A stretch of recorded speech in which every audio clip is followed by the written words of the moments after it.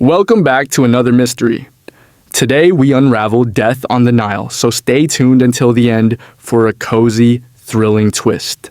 In the golden haze of an Egyptian evening, the SS Lotus glided along the Nile's ancient waters, its polished decks a stage for elegance and secrets.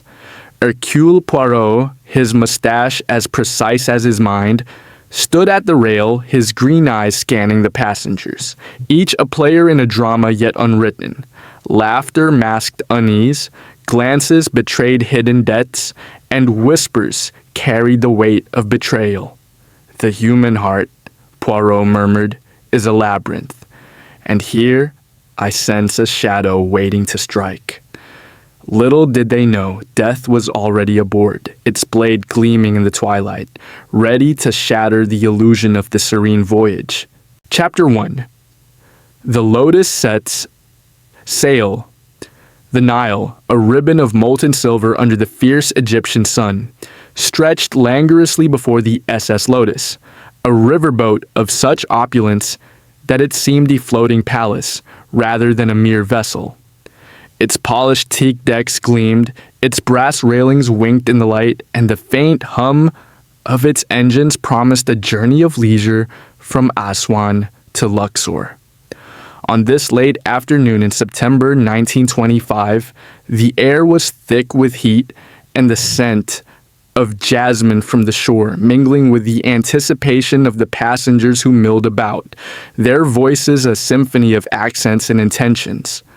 Hercule Poirot, the diminutive Belgian detective with his egg-shaped head and meticulously groomed mustache, stood at the starboard railing, his hands clasped behind his back. His black patent leather shoes, immaculate despite the dust of his wand, reflected the sunlight as sharply as his mind reflected the world around him. This was to be a holiday, a rare interlude from the demands of his profession, yet Poirot's gray cells, those tireless instruments of deduction, refused to idle. His green eyes, sharp as a falcon's, surveyed the passengers with an almost unconscious precision, noting the tilt of a head, the flicker of a glance, the unspoken tensions that danced beneath the surface of their polished civility. The Lotus was not a large vessel, but its exclusivity made it a microcosm of wealth and ambition. Its passengers, a select group of 12, were a curious assortment, each drawn to the Nile for reasons they kept closely guarded. Poirot, ever the observer of human nature, found himself cataloging them as one might catalog rare artifacts in a museum. There was, he mused, something inherently theatrical about a riverboat journey, a stage where secrets could not long remain hidden. At the center of the stage was Sir Henry Caldwell, a British industrialist whose booming voice carried across the deck like a foghorn. His broad shoulders and ruddy complexion spoke of a man accustomed to command, yet there was a coarseness to his manner that grated against the refined setting. He stood near the bow, gesticulating animatedly to the ship's captain, a stern Egyptian named Hassan, about the itinerary. "I expect punctuality, Captain," Sir Henry barked, his monocle glinting. "I've business in Luxor, and I won't be delayed by dawdling tourists." Beside him, wilting like a flower in the desert heat, was his young wife, Lady Evelyn Caldwell. Her delicate frame, draped in a cream silk dress, seemed almost to shrink under her husband's shadow. Her auburn hair was pinned elegantly, but her hazel eyes darted nervously, avoiding Sir Henry's gaze. Poirot noted the way her fingers twisted the pearl bracelet on her wrist, a gesture of anxiety perhaps, or something deeper. She glanced toward the shore as if longing to escape the boat before it even left the dock. Nearby, Dr. Felix Moreau, a French archaeologist with a lean, angular face and a shock of dark hair, leaned against a deck chair, polishing a small bronze statuette with a cloth. His movements were precise, almost reverent, but his eyes were sharp and restless, scanning the other passengers with a mixture of disdain and curiosity. He wore a linen suit, slightly rumpled, and his tie was loosened, as if he scorned the formalities of the Lotus. Poirot overheard him muttering to himself in French, something about priceless relics and ignorant collectors. The detective's mustache twitched. He sensed in Moreau a man of intellect and ambition, but also of secrets. Across the deck, Miss Clara Henshaw, an American heiress, held court with the effortless charm of youth and wealth. Her golden curls bounced as she laughed, her voice a melodic contrast to Sir Henry's bluster. She wore a sapphire blue dress that hugged her figure, and around her neck sparkled a diamond necklace, so ostentatious it seemed to challenge the sun itself. Clara was surrounded by a small knot of admirers, mostly the ship's younger crew members, who hung on her every word. She caught Poirot's eye and flashed a dazzling smile, which he returned with a polite nod. Charmante, he thought, but perhaps too aware of her own charm. Seated alone at a wicker table, Mr. Rajesh Kapoor, an Indian businessman, scribbled furiously in a leather-bound notebook. His dark suit was impeccable, his posture rigid, as if he carried the weight of unseen responsibilities. His eyes, dark and intense, occasionally lifted to survey the deck, lingering on Clara's necklace before returning to his work. Poirot wondered what thoughts lay behind that reserved demeanor. Was Kapoor a man of commerce, as he appeared, or did his notebook conceal something more sinister? Nearby, Mrs. Beatrice Langley, an elderly English widow, fanned herself with a lace handkerchief, her gray curls peeking from beneath a wide-brimmed hat. Her sharp blue eyes belied her frail appearance, and her conversation with the young steward was laced with gossip. "Oh, my dear," she said, her voice carrying a theatrical lilt. "I heard Sir Henry made his fortune in rather unsavory ways, and poor Evelyn married to such a brute." Poirot, standing just out of her line of sight, noted her relish for scandal. Was she merely a busybody, or did her words hint at deeper knowledge? Finally, there was Mr. Thomas Reed, a journalist whose quiet presence seemed almost designed to go unnoticed. His tweed jacket was slightly frayed, and a camera hung around his neck like an extension of his body. He moved with the careful deliberation of a man who preferred observing to participating, his gray eyes taking in every detail. Poirot caught him adjusting the lens, ostensibly to photograph the Nile, but the angle suggested he was capturing the passengers instead. A watcher, Poirot thought. But what does he seek? As the Lotus prepared to depart, the passengers gathered on the upper deck for a welcome reception. Crystal flutes of champagne sparkled under the canopy, and a string quartet played softly, their notes blending with the lapping of the river against the hull. Poirot, sipping a tisane rather than champagne, positioned himself near a potted palm, where he could observe without being conspicuous. Sir Henry dominated the conversation, regaling the group with the tales of his factories in Manchester. "Steel and steam, that's the future," he declared, his monocle slipping as he gestured expansively. "None of this nonsense about ancient ruins." Dr. Moreau, standing nearby, stiffened, his fingers tightening around his glass. "Some of us, Sir Henry," he said acidly, "value the past more than your machines." Evelyn, standing beside her husband, flinched at his booming laugh. "Oh, come now, Moreau," Sir Henry said, clapping the archaeologist on the shoulder with enough force to make him wince. "You dig up trinkets, I build empires." "Let's not argue." Evelyn's eyes met Poirot's for a fleeting moment, and he saw in them a flicker of desperation. She is afraid, he thought, but of what?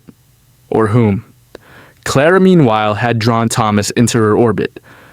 Mr. Reed, she said, her voice teasing, you must take my portrait. I insist. The light on the Nile is divine, don't you think? Thomas smiled faintly, adjusting his camera. I'll need more than light to capture you, Miss Henshaw, he replied, his tone polite but guarded. Poirot noted the exchange, sensing an undercurrent of tension beneath their banter. Was Thomas flattered or wary of Clara's attention? Rajesh Kapoor remained aloof, his notebook now closed and tucked into his jacket. He stood near the railing, his gaze fixed on the horizon, though Poirot suspected his thoughts were elsewhere. When Clara approached him, her necklace glinting, Rajesh's eyes lingered on the diamonds before he turned away abruptly. Miss Henshaw, he said, his voice clipped. I prefer my own company. Clara pouted but moved on, undeterred. Beatrice Langley, seated with a glass of sherry, beckoned Poirot over. Monsieur Poirot, she said, her voice conspiratorial. You're the famous detective, aren't you? Oh, I've read about your cases. Tell me, do you think there's mischief afoot on this boat? Her eyes twinkled with mischief of her own, but Poirot sensed a calculating mind behind her gossipy facade. Madame, he replied, bowing slightly. Where there are people, there is always the possibility of mischief. But I am here for rest, not detection. Rest! Beatrice laughed, her fan fluttering. A man like you never rests. I wager you've already sized us all up. Poirot smiled enigmatically, neither confirming nor denying her suspicion. He excused himself and moved toward the railing, where Captain Hassan was overseeing the final preparations for departure. Monsieur Poirot, Hassan said, his dark eyes serious, I trust you'll enjoy the journey. The Lotus is a haven of luxury, but I confess some passengers make me uneasy. He glanced toward Sir Henry, who was now arguing with the steward over the placement of his luggage. Poirot raised an eyebrow. Uneasy, Captain? In what way? Hassan hesitated, then lowered his voice. Sir Henry has enemies. He speaks of business, but I've heard whispers of less savory dealings. And his wife, she seems a bird in a cage. Poirot nodded, filing the information away. The captain's words confirmed his own observations, but they raised more questions. What dealings? And why did Evelyn seem so trapped? As the sun dipped toward the horizon, painting the Nile in hues of gold and crimson, the Lotus's engines roared to life. The boat shuddered gently, pulling away from the dock with a grace that belied its size. The passengers raised their glasses in a collective toast, led by Sir Henry. To new beginnings, he bellowed, his voice drowning out the quartet. And to the Nile, which carries us to fortune. The others echoed the toast, though Poirot noted varying degrees of enthusiasm. Evelyn's glass trembled in her hand. And Doctor. Moreau's toast was accompanied by a sardonic smile. Poirot sipped his tisane, his eyes never still. He observed Clara's necklace, its diamonds catching the fading light like stars. He noted Rajesh's hand, which strayed to his pocket where the notebook rested. He saw Thomas adjust his camera, capturing a candid moment of Evelyn's strained smile. And he heard Beatrice whisper to a steward, "Mark my words, that man's temper will be his undoing." The detective's mustache quivered slightly, a sign of his gray cells at work. This boat, he thought, is a powder keg of motives and desires. I fear my holiday may be anything but restful. As the Lotus glided into the twilight, the Nile's serene surface belied the storm brewing among its passengers, a storm that Poirot, with his unerring instinct, sensed would soon break. The deck grew quieter as the passengers dispersed to their cabins or the dining saloon, where lavish dinner awaited. Poirot lingered, his gaze sweeping the now empty deck. A faint breeze carried the scent of the river, and the distant call of a heron echoed across the water. He adjusted his tie, ensuring its perfect symmetry, and murmured to himself, "Hercule Poirot does not seek trouble, but trouble, it seems, seeks Hercule Poirot." Chapter 2. The First Crack. The SS Lotus glided through the pre-dawn stillness of the Nile, its engines a low rhythmic hum that mingled with the gentle lapping of water against the hull. The air was cool, a fleeting respite from the Egyptian sun that would soon blaze anew. The riverboat, bathed in the soft gray light of early morning, seemed almost ethereal, its polished decks and brass fittings shrouded in a delicate mist. Yet, beneath this serene facade, a storm had broken, one that would shatter the illusion of luxury and leisure. Hercule Poirot, ever an early riser, was already dressed in his immaculate black suit, his patent leather shoes gleaming as he strolled the upper deck. His mustache, perfectly symmetrical, quivered slightly as he inhaled the crisp air, his green eyes scanning the horizon where the first rays of sunlight kissed the distant cliffs. He had slept little, his gray cells restless with the undercurrents he had sensed among the passengers the previous evening. The Lotus, he mused, was a stage, and its actors were poised for drama, perhaps tragedy. His reverie was shattered by a piercing scream that rent the morning calm, echoing from the lower deck. Poirot's head snapped toward the sound, his small frame moving with surprising agility as he descended the staircase, his cane tapping a brisk rhythm. Other passengers emerged from their cabins, their faces a mixture of curiosity and alarm. Clara Henshaw, her golden curls disheveled, clutched a silk robe around her. Dr. Felix Moreau, his linen shirt half buttoned, peered over the railing. Rajesh Kapoor, already dressed, stood rigid, his dark eyes narrowed.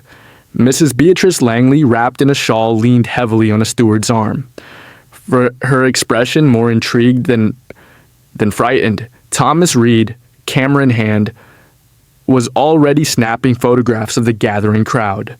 The scream had come from cabin 12, the luxurious suite occupied by Sir Henry Caldwell and his wife, Lady Evelyn. Poirot reached the door first, finding it ajar. Inside, Evelyn stood frozen, her hands pressed to her mouth, her hazel eyes wide with horror.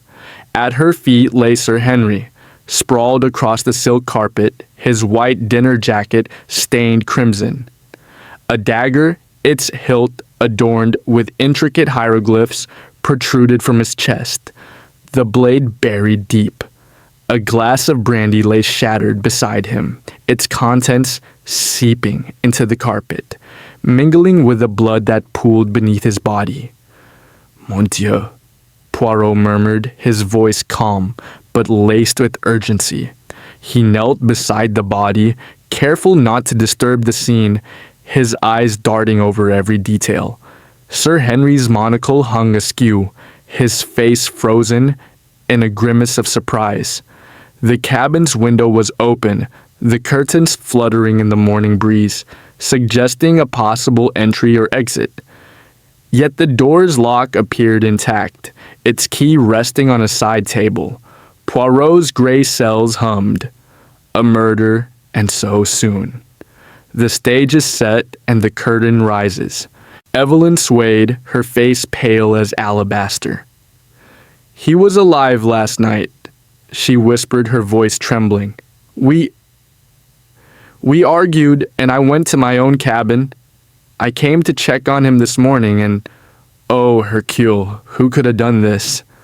Her pearl bracelet clinked as she wrung her hands, and Poirot noted a faint bruise on her wrist, half hidden by the sleeve of her nightgown. Captain Hassan arrived, his stern features tightening at the sight. "Monsieur Poirot," he said, his voice low, "this is a disaster. A murder on my ship. You must assist us. The authorities in Luxor are days away, and we cannot allow a killer to roam free."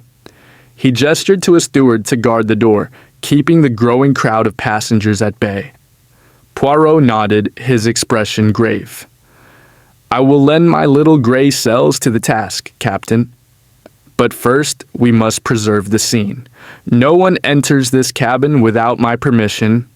He turned to Evelyn, his tone gentle but firm. "Madame, you must compose yourself and tell me precisely what occurred." Evelyn sank into a chair, her hands trembling.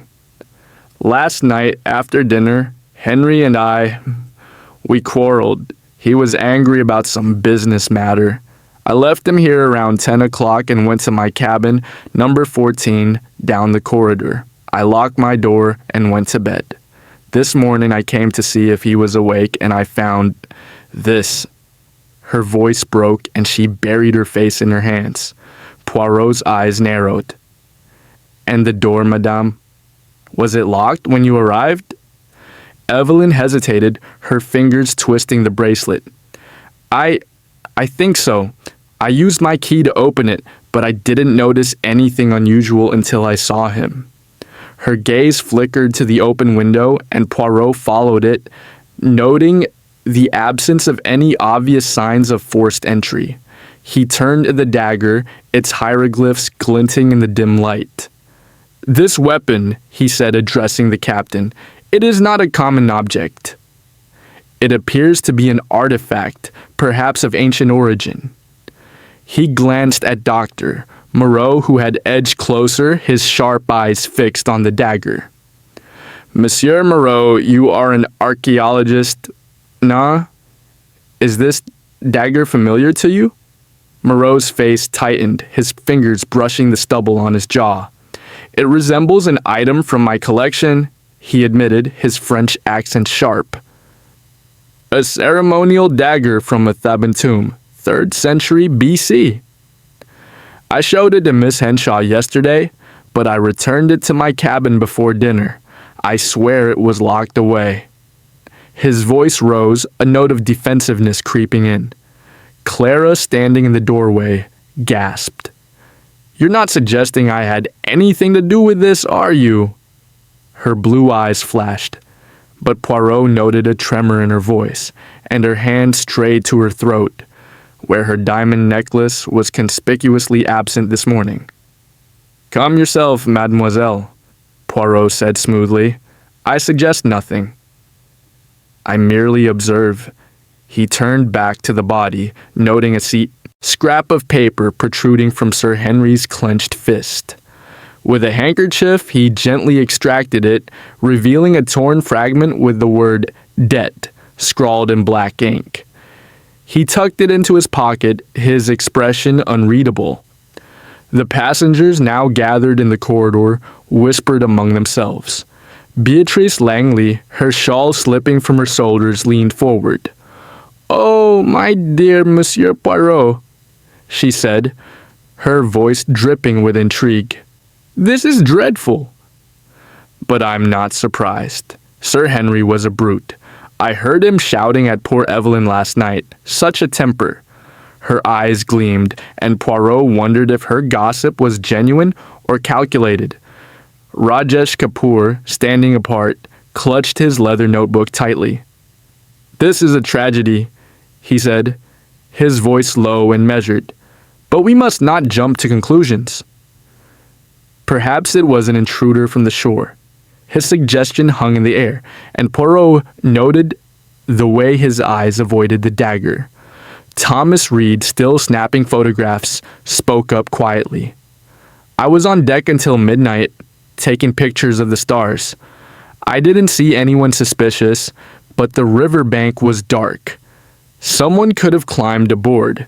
His tone was neutral, but Poirot caught a fleeting glance between him and Clara, one that suggested more than casual acquaintance.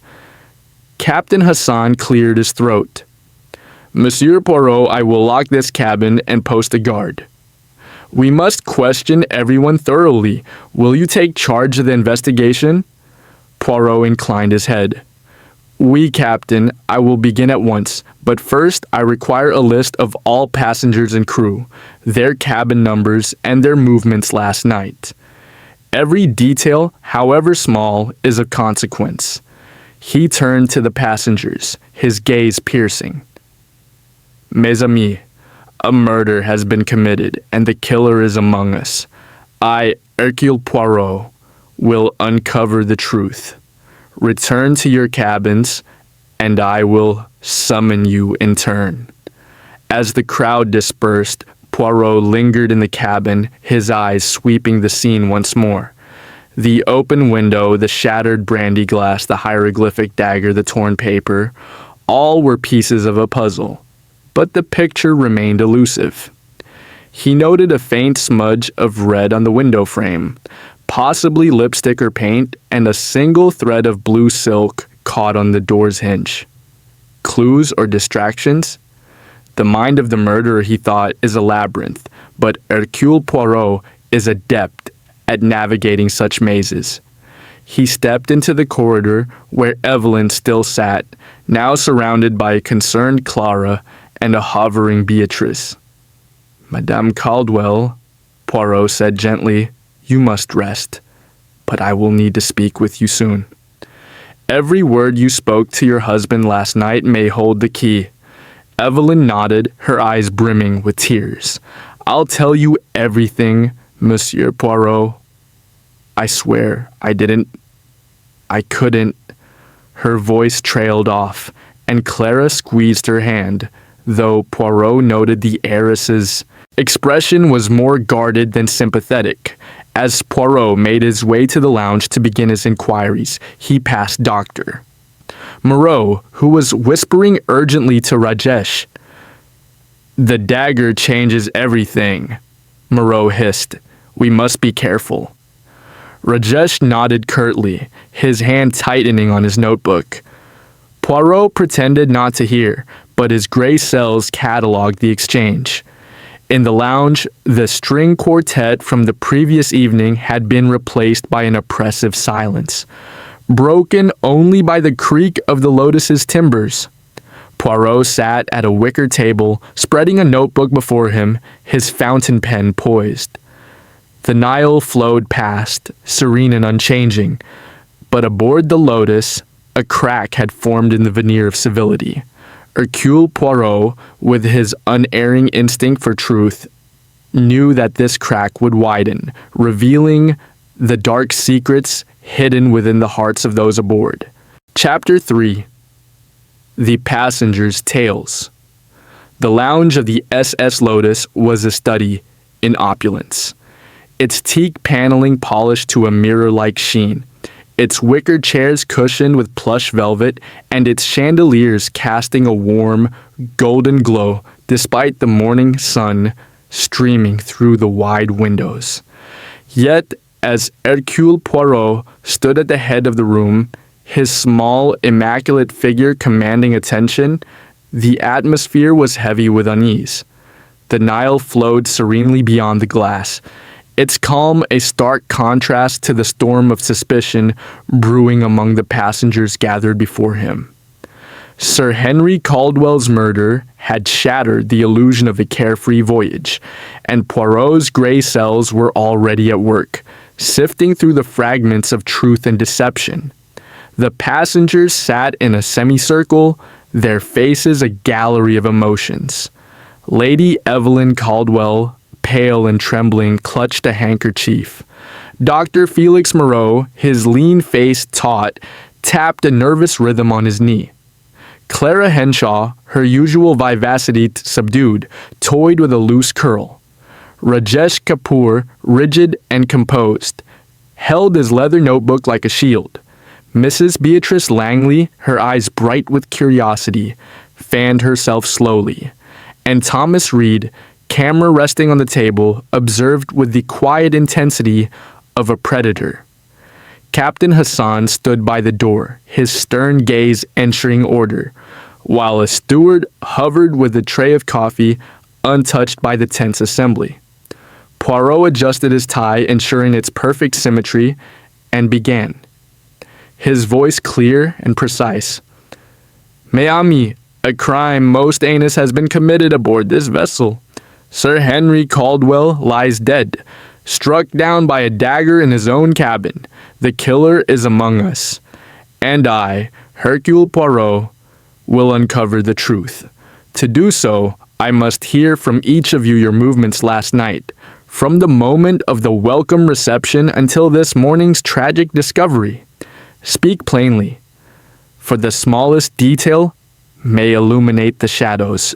He paused, his green eyes sweeping the room, noting the subtle shifts in posture, the fleeting glances, the tightening of lips. The human heart, he thought, betrays itself in the smallest gestures. "We shall begin," he continued, "with Lady Evelyn Caldwell." Evelyn rose, her cream silk dress crumpled for her earlier distress. Her hazel eyes were red-rimmed, and her voice trembled as she spoke. I hardly know where to begin, Monsieur Poirot. Last night, after the reception, Henry and I returned to our cabins. We had words, I admit. He was upset about a business matter, something about a deal gone wrong. He wouldn't tell me more, but he was furious. I couldn't bear his temper, so I left for my own cabin, number 14, around 10 o'clock. I locked the door and went to bed. I didn't see him again until this morning.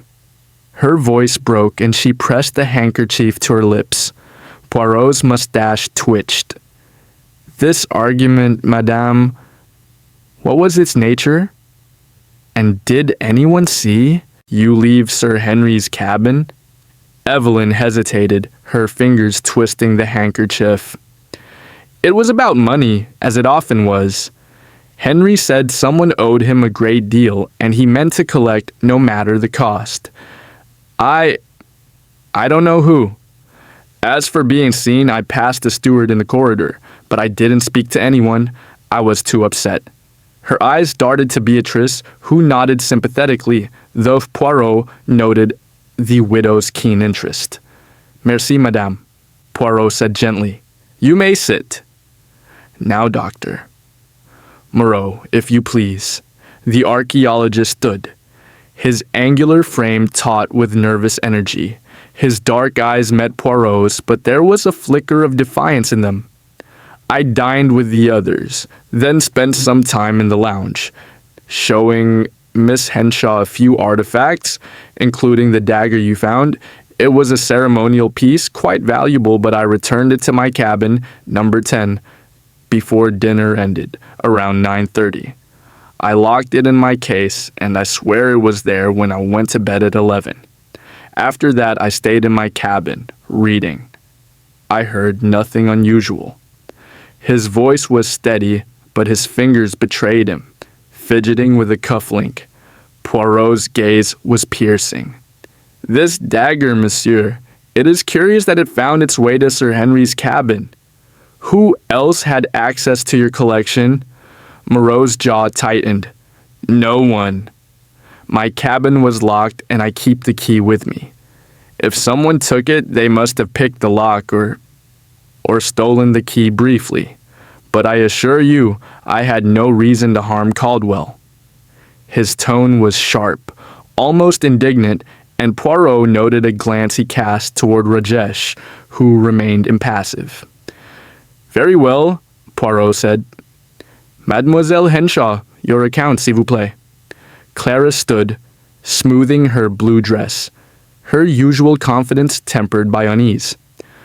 "I was in the lounge until late, Monsieur Poirot. After dinner, I danced with Mr. Reed for a while, such a charming partner. We talked about photography and the Nile's beauty. I went to my cabin, number 8, around midnight. I locked the door and went to bed. That's all." She flashed a smile, but it faltered under Poirot's scrutiny, and her hand strayed to her throat, where her diamond necklace was still absent. Poirot tilted his head. You danced with Monsieur Reed? Yet you say you went to your cabin alone. Did anyone see you retire?" Clara's cheeks flushed. I think the steward saw me. And Thomas, Mr. Reed, was nearby, weren't you?" She looked to Thomas, who nodded slowly, his expression unreadable. "Oui, mademoiselle. And this dagger, did you handle it when Monsieur Moreau showed it to you?" Clara hesitated, her eyes flickering. "I touched it briefly just to admire it. It was so beautiful with those carvings, but I gave it back to Felix, Dr. Moreau, right away. I didn't take it." Her voice rose, and Poirot noted the defensive edge, as well as Thomas's subtle shift in posture, as if ready to intervene. "Merci," Poirot said, dismissing her with a nod. "Monsieur Capour, your turn." Rajesh rose, his movements precise, his notebook tucked under his arm. "I am a man of routine, Monsieur Poirot. After dinner, I sat on the upper deck, writing in my notebook. Business notes, nothing more. I saw no one, heard nothing unusual. I retired to my cabin, number 11, around 11:30. I locked the door and slept until the scream woke me this morning." His voice was calm, almost too controlled, and his dark eyes met Poirot's without flinching. Poirot's fingers tapped his notebook. "Your notebook, monsieur. What does it contain that requires such diligence?" Rajesh's grip tightened. "Private matters, contracts, investments. Nothing relevant to this tragedy." His tone was final, but Poirot sensed a wall of secrecy, and he noted the way Rajesh's eyes flicked toward Clara, then away. "Madame Langley," Poirot said, turning to the widow, who had been watching with barely concealed excitement. Beatrice stood, her shawl slipping to reveal a surprisingly firm grip on her fan. "Oh, Monsieur Poirot, what a dreadful affair." I dined with the others, then sat in the lounge, chatting with the stewards. "I have trouble sleeping, you see, so I stayed up late, perhaps until 11. I heard voices, angry ones, from the direction of Sir Henry's cabin. A man and a woman, I think, but my hearing isn't what it used to be." She sighed dramatically, but her eyes were sharp, and Poirot wondered if her frailty was as genuine as she claimed. "These voices, madame, could you identify them?" Poirot asked. Beatrice tilted her head as if straining to recall. "I couldn't swear to it, but the man sounded like Sir Henry. The woman, perhaps Evelyn, poor dear." But it was muffled, and I was so tired. She fluttered her fan, and Poirot noted the theatricality of her performance. Finally, he turned to Thomas Reed. "Monsieur Reed, your account." Thomas stood, his camera resting on the table, his gray eyes steady but guarded. "I was in the lounge with Miss Henshaw until about 11:30, as she said. We danced, talked. After she went to her cabin, I stayed on the deck photographing the stars. The Nile is stunning at night. I went to bed around midnight, cabin 9. I heard nothing, saw nothing." His voice was even, but Poirot noted a slight hesitation, and the camera's lens gleamed as if it held secrets of its own. "Your photographs, monsieur, may I see them?" Poirot asked. Thomas frowned, his fingers brushing the camera. "The film hasn't been developed yet, but I assure you they're just landscapes. Nothing more." His tone was polite, but there was a hint of resistance, and Poirot filed it away. With the accounts given, Poirot closed his notebook, though his mind was far from idle. "Merci, mes amis. Your stories are illuminating, but they raise questions. I will speak with each of you again in private. For now, remain vigilant and do not leave the ship without my knowledge." As the passengers dispersed, Poirot lingered, his eyes scanning the lounge. He noted a faint stain on the carpet near Clara's chair. Spilled coffee, perhaps, or something else.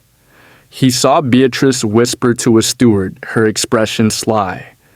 He observed Rajesh slip his notebook into his jacket, his movements almost too careful, and he caught a glance between Thomas and Clara, brief but charged with meaning.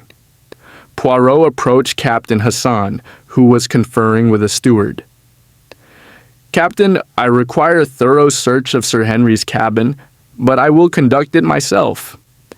Also, I need the ship's log of all crew movements last night, and one thing more, check the lifeboats and riverbank for signs of an intruder." Hassan nodded, his face grim. "You suspect someone boarded the ship?"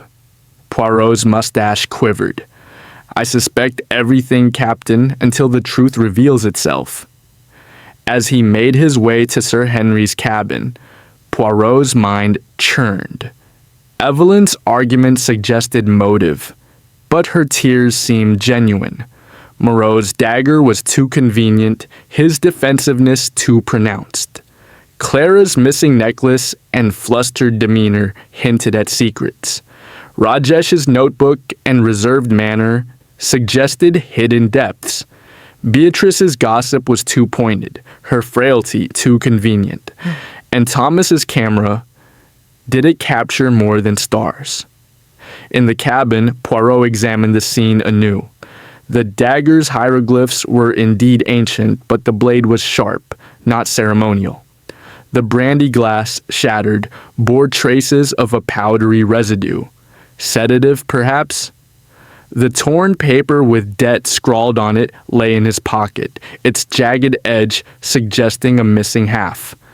And the open window, had someone climbed through, or was it a ruse to suggest an outsider?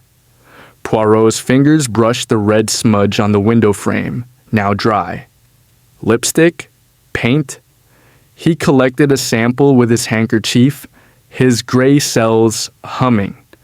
The blue silk thread on the door hinge caught his eye again, and he tucked it away, noting its resemblance to Clara's dress.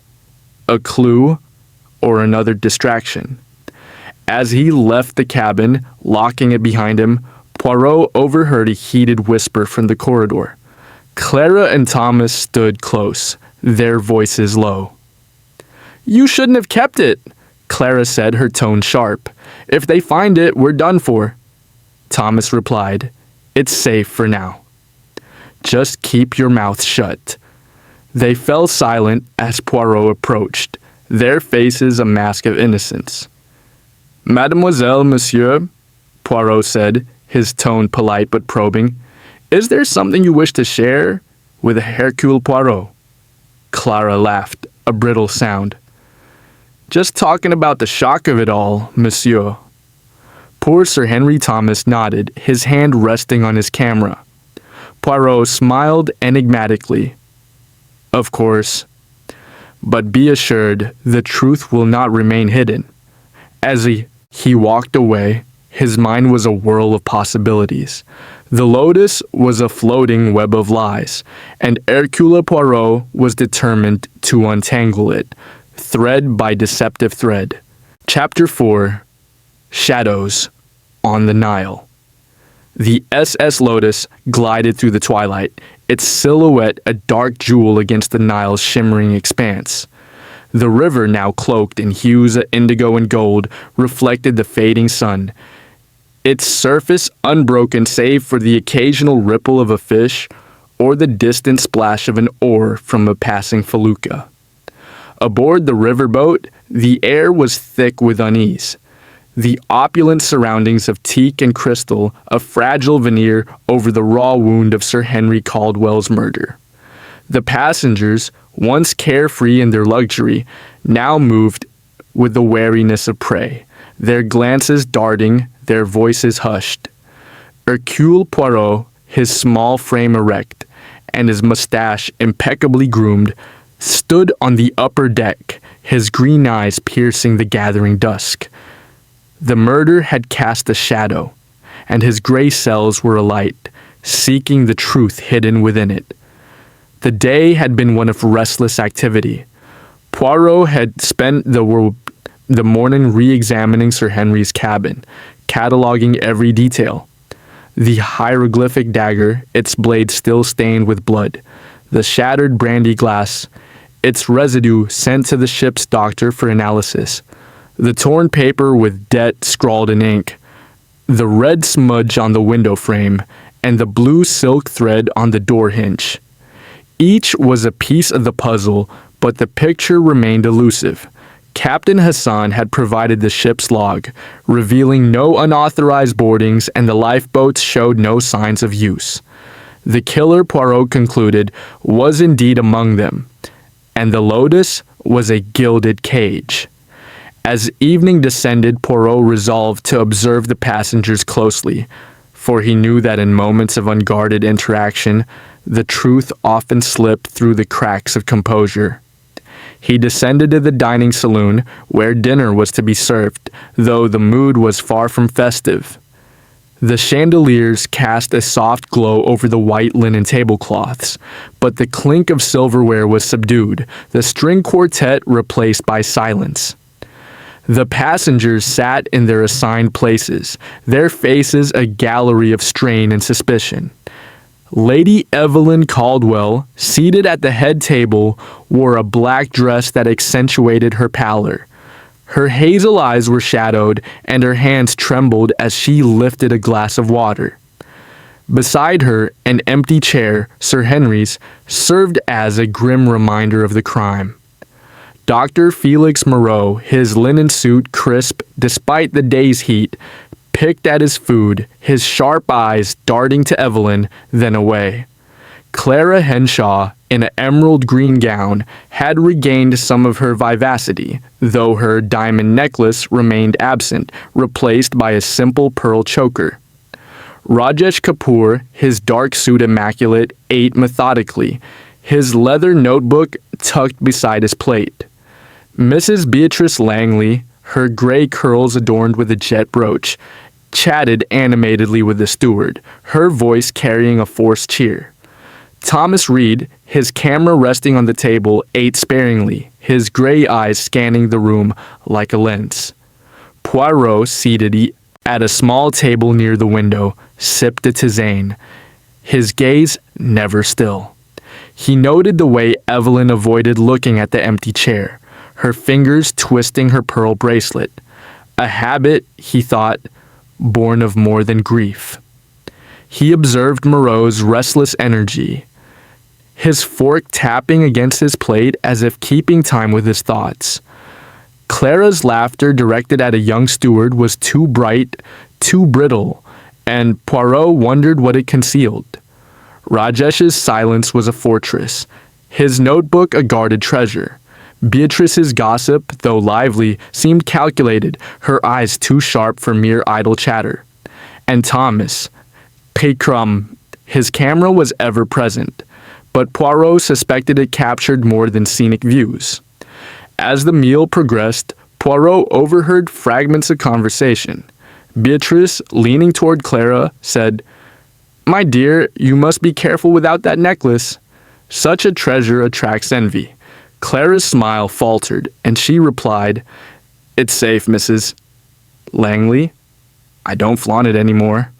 Poirot's mustache twitched. Safe where? He wondered, recalling the missing diamond from the original summary. At another table, Moreau spoke quietly to Rajesh, his voice barely audible. "We must discuss our arrangement later. This changes everything." Rajesh nodded, his expression unreadable, but his hand strayed to his notebook, as if reassuring himself of its presence.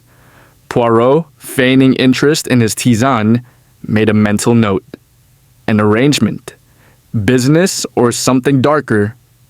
Evelyn, isolated despite her central position, caught Poirot's eye and offered a faint, tremulous smile. He inclined his head, but his thoughts were elsewhere. Her account of the argument with Sir Henry had been vague. Money, a deal gone wrong? But her fear was palpable. Was it guilt or something else? He resolved to question her further, but discreetly. After dinner, The passengers drifted to the upper deck, seeking the cool night air. Poirot followed, his cane tapping softly, his presence unobtrusive, yet commanding. The Nile stretched before them, its banks dotted with the silhouettes of palm trees and ancient ruins. Their outlines softened by the moonlight. The passengers gathered in small knots, their voices low, their laughter forced. Poirot positioned himself near a lifeboat, where he could observe without being conspicuous. It was then that he overheard a heated exchange between Clara and Thomas, partially concealed by a stack of deck chairs.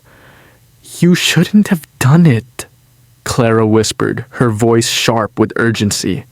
"It's too risky, Thomas. If anyone finds out..." Thomas cut her off, his tone low but firm. "Keep quiet, Clara. It's under control. No one saw us." Their words were cut short as they noticed Poirot's shadow, and they stepped apart, Clara forcing a smile. "Oh, Monsieur Poirot, enjoying the view?" she asked, her voice overly bright. Poirot nodded, his eyes gleaming. "The Nile is most enchanting, mademoiselle, but I find the human heart even more so. It reveals much in the moonlight." Clara laughed nervously and Thomas adjusted his camera, avoiding Poirot's gaze. The detective moved on, but his gray cells were alight. What did they do? And what must remain hidden? He approached Evelyn, who stood alone at the railing, staring into the dark water. "Madame," he said gently, "may I join you?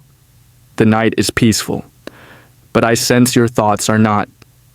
Evelyn turned, her face pale in the moonlight. "Monsieur Poirot, I can't stop seeing him." Henry, lying there with that dagger.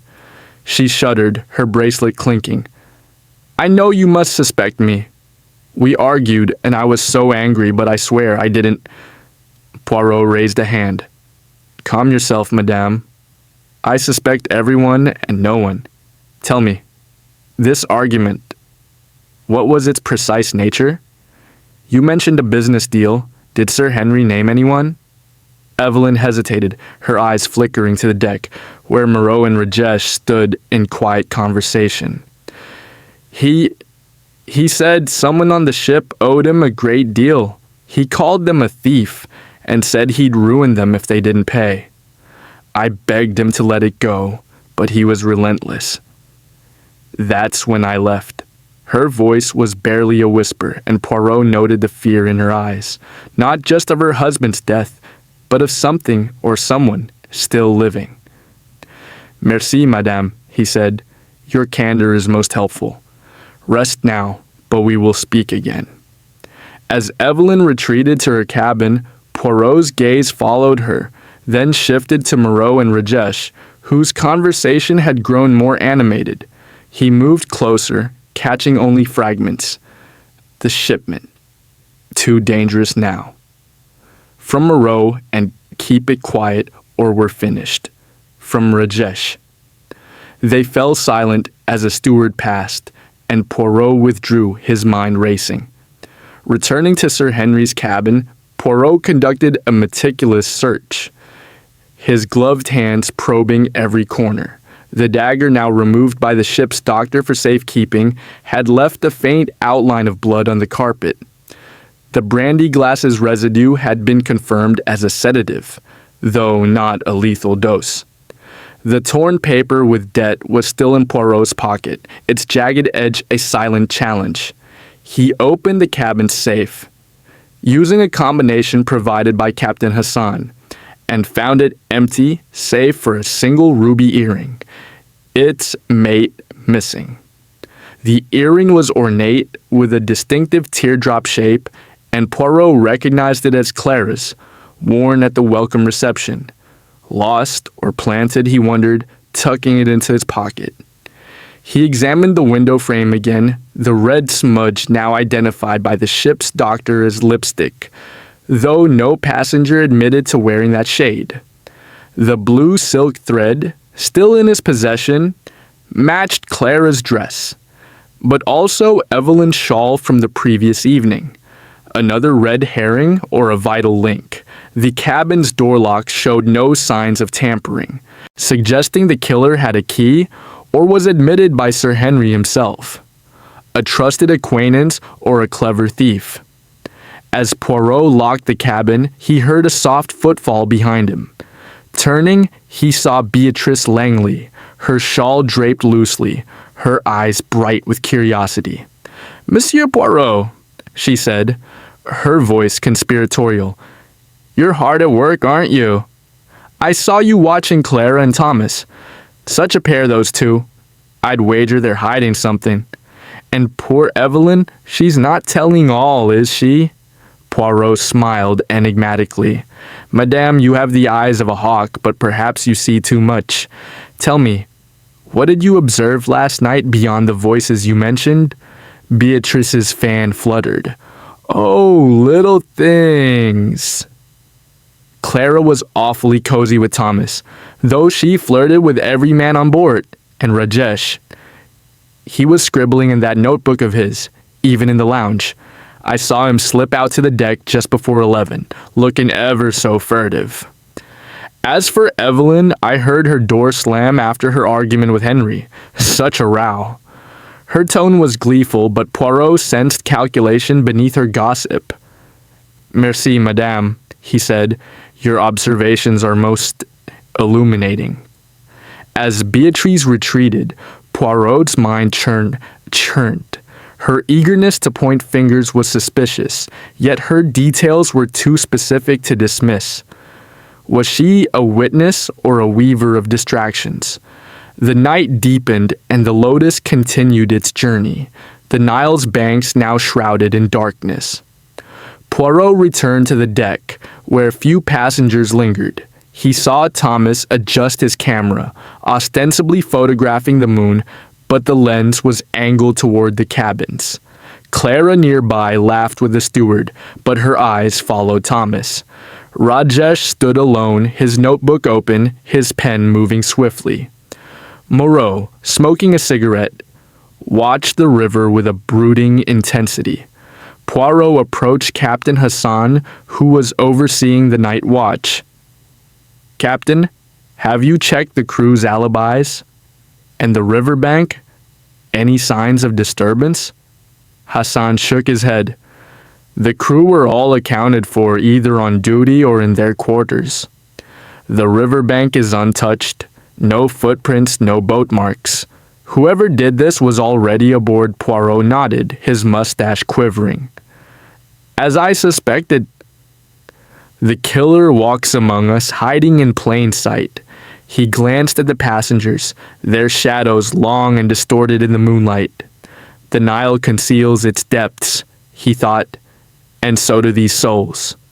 As he retired to his cabin, Poirot's mind was a whirlwind of clues and contradictions. The ruby earring, the lipstick smudge, the blue thread, the sedative, the torn paper, all pointed to a web of motives, but the center remained obscured. Clara and Thomas's whispered argument, Evelyn's fear, Moreau and Rajesh's cryptic exchange, Beatrice's pointed gossip, each was a thread, but which led to the truth. He sat at his desk, his notebook open, and began to sketch a diagram of the passengers' cabins and their stated movements. The Lotus was a floating stage, and the murder was its opening act. Hercule Poirot, with his unerring instinct, knew the shadows on the Nile would soon yield their secrets, but not yet. The web was tightening, and he would pull each thread with care. Chapter 5. The Missing Notebook. The SS Lotus carved its path through the Nile's glassy waters, the dawn light casting a golden veil over the river's banks, where reeds swayed and distant temples stood sentinel in silent majesty. Aboard the riverboat, however, the serenity of the Egyptian morning was a cruel illusion, shattered by the specter of Sir Henry Caldwell's murder. The passengers, once bound by the shared luxury of their voyage, now moved with the guarded precision of chess pieces. each aware of the invisible checkmate looming. Hercule Poirot, his black suit immaculate, and his mustache a perfect curve, stood at the bow, his green eyes scanning the horizon as if it might yield answers. His gray cells, ever restless, churned through the mosaic of clues. The hieroglyphic dagger, the shattered brandy glass, the torn paper with debt, the ruby earring, the lipstick smudge, the blue silk thread. Each was a note in a discordant symphony, and Poirot was determined to find the melody. The morning brought a new disturbance, one that deepened the web of suspicion. As Poirot descended to the dining saloon for breakfast, he was met by Rajesh Kapoor, whose usual composure was fractured by agitation. "Monsieur Poirot," Rajesh said, his voice low but urgent, "my notebook, it's gone. Stolen from my cabin last night. I must have it back. It contains sensitive business matters." His dark eyes, usually so guarded, betrayed a flicker of panic, and his hands clenched at his sides. Poirot's mustache twitched. "Your notebook, monsieur? This is most interesting. When did you last see it, and what precisely does it contain that causes such distress?"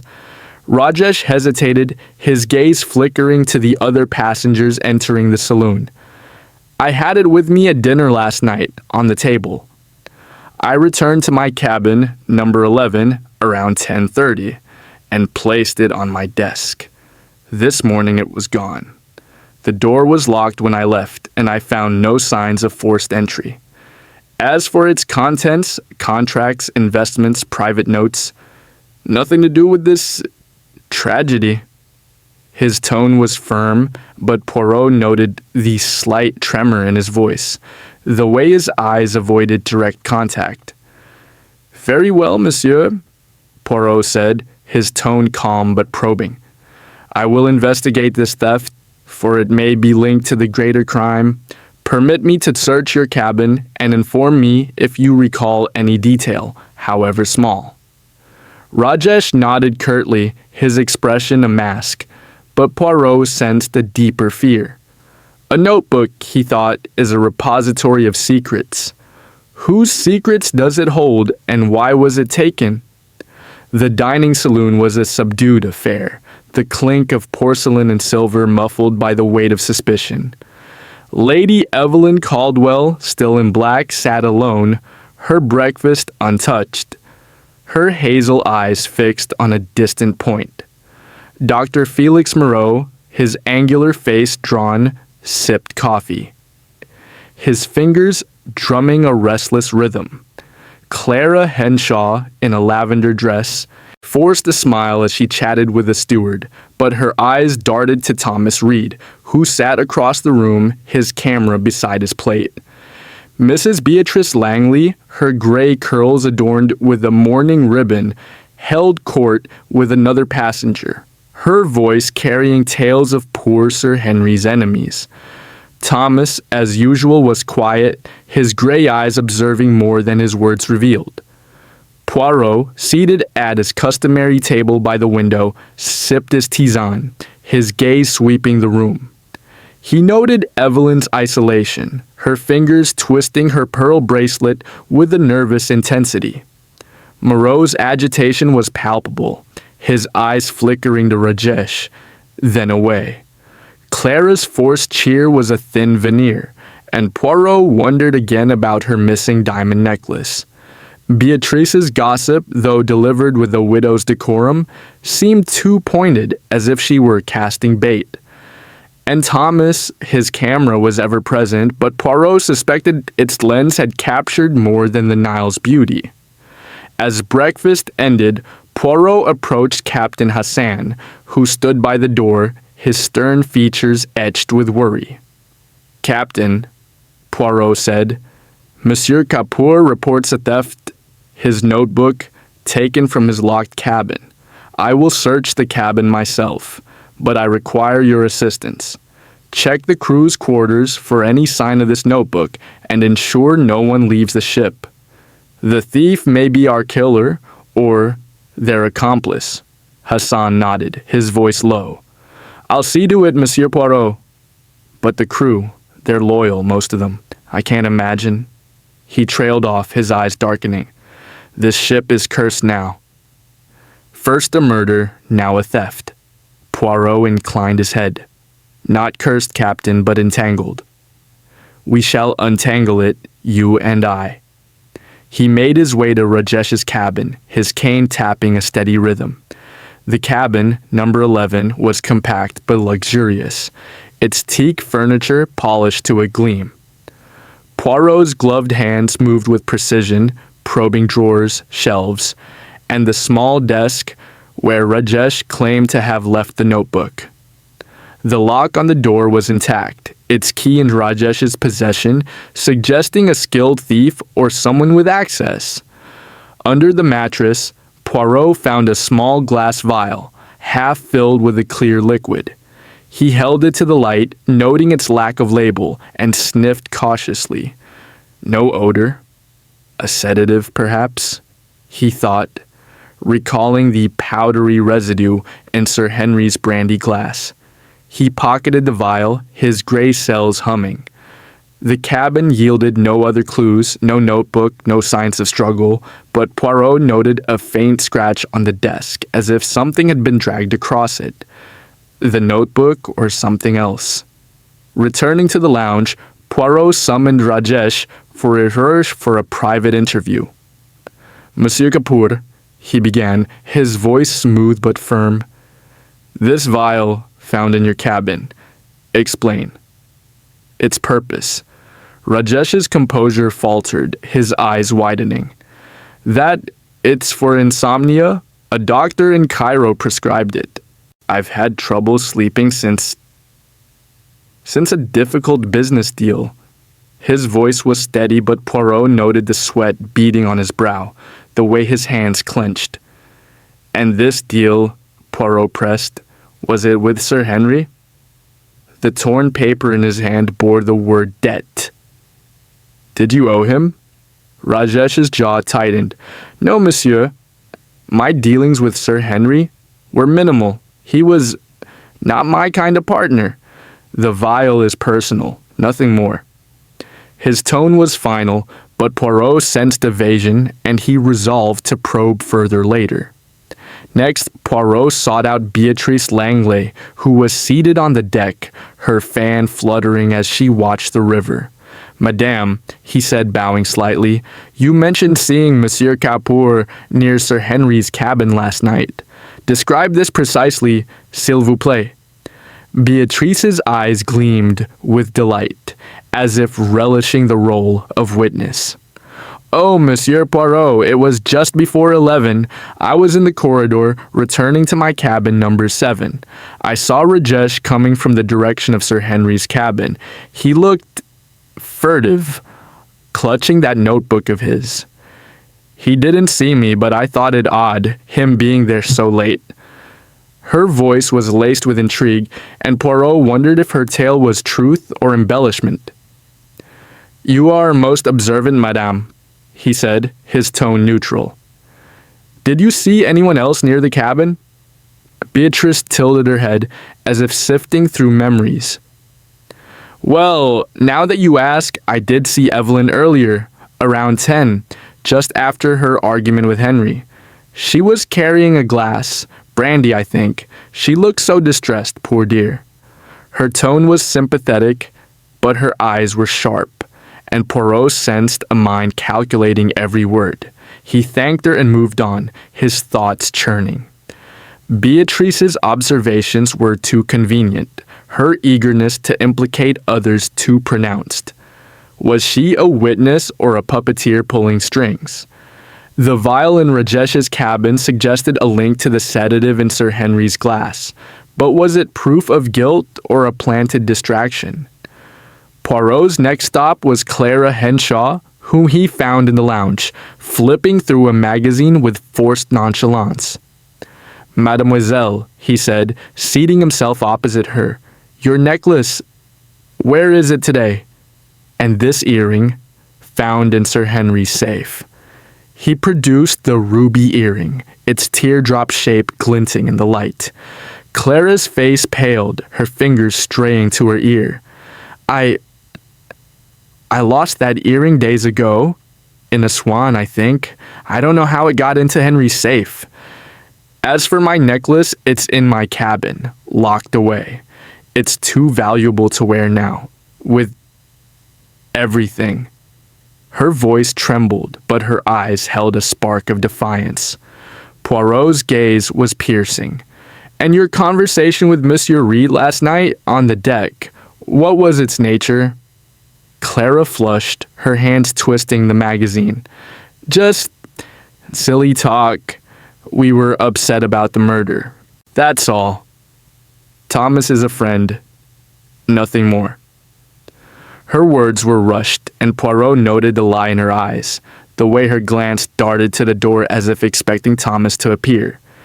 He dismissed her gently, then sought out Thomas Reed, who was on the upper deck, adjusting his camera. Monsieur Reed, Poirot said, your photographs from last night. When will they be developed? And what did you and Mademoiselle Henshaw discuss so urgently? Thomas's gray eyes met Poirot's, steady but guarded. The film takes time, monsieur. I'll develop it in Luxor. As for Clara, we were just talking about the shock of it all. She's scared, like everyone else. His tone was even, but Poirot noted the tension in his shoulders, the way his hand rested protectively on the camera.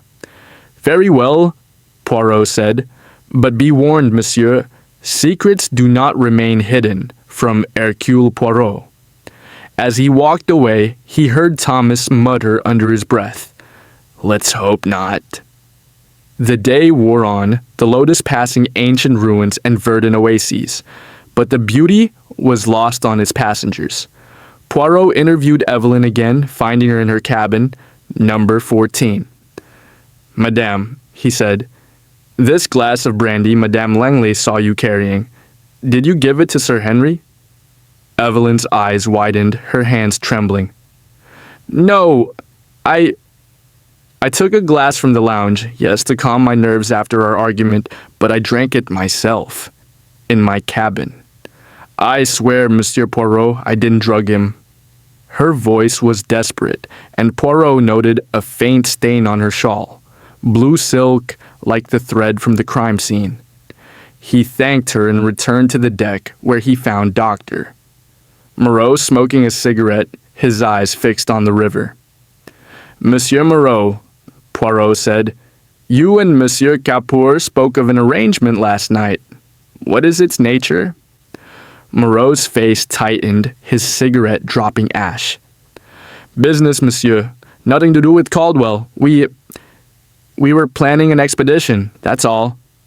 His words were clipped, and Poirot sensed a lie, but he let it pass for now. As evening fell, Poirot sat in his cabin, his notebook open, his pen sketching connections. The missing notebook, the sedative vial, the ruby earring, the lipstick smudge, the blue thread, the torn paper. All were threads in a tangled web. Rajesh's panic, Beatrice's gossip, Clara and Thomas's secrecy, Evelyn's fear, Moreau's evasiveness, each added to the mystery. The Lotus was a floating labyrinth, and Hercule Poirot was its navigator, determined to find the truth amidst the shadows. Chapter 6. The Archaeologist's Secret. The SS Lotus glided through the midday heat of the Nile, its polished decks shimmering under a relentless sun that cast stark shadows across the river's glassy surface. The banks, fringed with palms and punctuated by the crumbling silhouettes of ancient temples, seemed to watch the vessel with silent indifference. Aboard, the air was thick with suspicion, the passengers moving like actors in a play where the script was unwritten and the stakes were deadly. Hercule Poirot, his black suit a defiant contrast to the Egyptian sun, stood in the shade of the upper deck's canopy, his green eyes sharp as they surveyed the scene. His mustache, a perfect curve, quivered slightly, a sign of his gray cells at work, piecing together the puzzle of Sir Henry Caldwell's murder. The clues, the hieroglyphic dagger, the shattered brandy glass, the torn paper with debt, the ruby earring, the lipstick smudge, the blue silk thread, the sedative vial, the stolen notebook were threads in a tapestry of deceit, and Poirot was determined to unravel it. The morning had brought a new urgency to the investigation.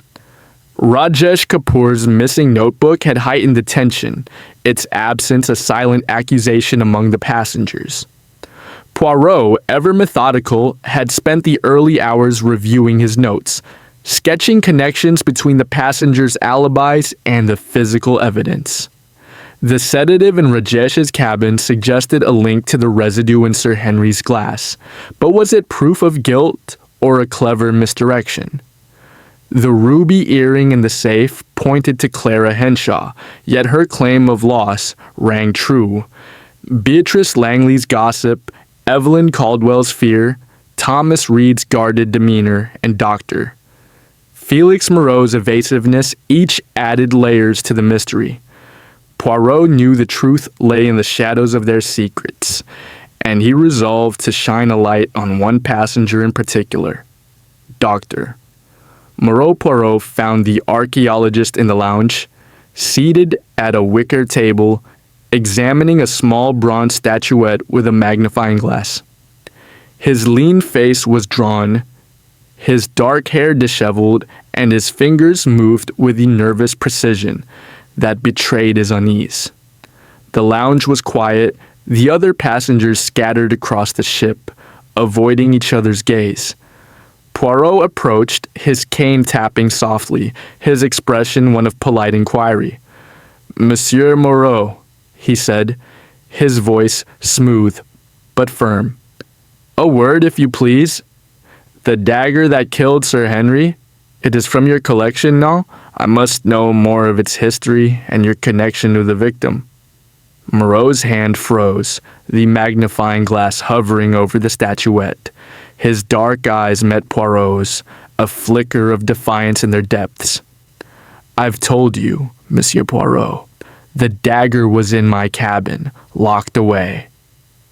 I showed it to Miss Henshaw during the reception, but I returned it before dinner. Someone must have stolen it."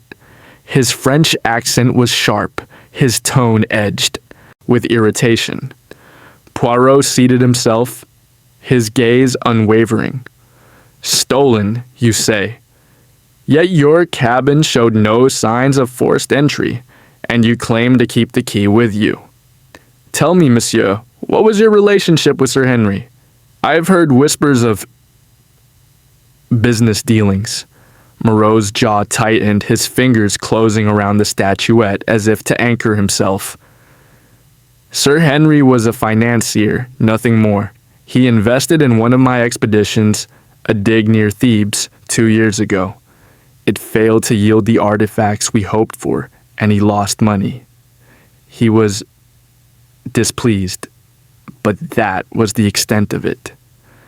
I had no reason to kill him." His voice was steady, but Poirot noted the slight tremor in his hand, the way his eyes darted to the door. "Displeased," Poirot repeated, his tone deceptively mild. "A man like Sir Henry does not take losses lightly. Did he demand repayment or perhaps threaten you?" Moreau hesitated, his gaze dropping to the statuette. He made demands, yes. He wanted his money back with interest. I told him I couldn't pay, not yet, but murder? That's absurd." His voice rose, and Poirot sensed a crack in his composure. "Absurd, perhaps," Poirot said, "but not impossible. Permit me to search your cabin, monsieur. If the dagger was stolen, there may be clues to the thief." Moreau nodded reluctantly, his face pale, and led Poirot to cabin number 10. The cabin was a scholar's haven, cluttered with books, maps, and artifacts, carefully arranged on shelves. Poirot's gloved hands moved with precision, probing drawers and cabinets. In a locked desk drawer, he found a letter, its envelope addressed to Sir Henry in Moreau's angular script. Poirot opened it, revealing a single page. Caldwell, your smuggling will be exposed if you do not cease your demands. I know your secrets, and I will not be ruined. The letter was unsigned, but the handwriting matched Moreau's notes on the desk.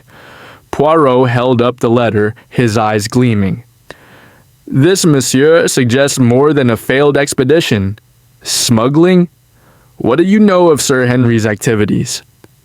Moreau's face drained of color, his hands clenching. That was a moment of anger. I wrote it months ago in Cairo when he threatened to bankrupt me. He was involved in questionable dealings, moving artifacts through unofficial channels. I wanted him to stop pressuring me, but I never sent it. I swear, I didn't kill him. His voice was desperate, and Poirot noted the sweat beading on his brow. Very well, Poirot said, pocketing the letter. But this letter, monsieur, is a motive. Do not leave the ship and expect further questions. Moreau slumped in a chair, his defiance crumbling, and Poirot left him, his mind racing. Smuggling, he thought, artifacts or something else. And who else knew of Sir Henry's secrets? Returning to the deck, Poirot observed the passengers, their interactions now strained by the weight of the investigation. Lady Evelyn Caldwell stood at the railing, her black dress stark against the Nile's vibrancy. Her fingers twisted her pearl bracelet, and her hazel eyes were distant, haunted. Poirot approached, his tone gentle. Madame, a moment. You mentioned Sir Henry's anger over a thief on the ship. Did he ever speak of smuggling or of Dr. Moreau? Evelyn started, her eyes flickering to the lounge, where Moreau had emerged, lighting a cigarette. He never said the word smuggling, but he hinted at deals with artifacts, things he didn't want me to know. He mentioned Felix, Dr. Moreau, once, saying he was in too deep. I thought it was just business talk. Her voice trembled, and Poirot noted a faint bruise on her wrist, more visible in the sunlight. Merci, madame, he said. Your husband's secrets may hold the key. Be cautious, and speak to no one of this. As Evelyn nodded, Poirot saw Clara Henshaw nearby, her lavender dress catching the breeze. She was speaking to Thomas Reed, their heads close, their voices low. Poirot moved closer, catching fragments. The earring changes everything, Clara whispered. If they find the other one... Thomas hushed her, his hand on her arm. Not here, Clara. Wait, Poirot stepped forward, his presence silencing them.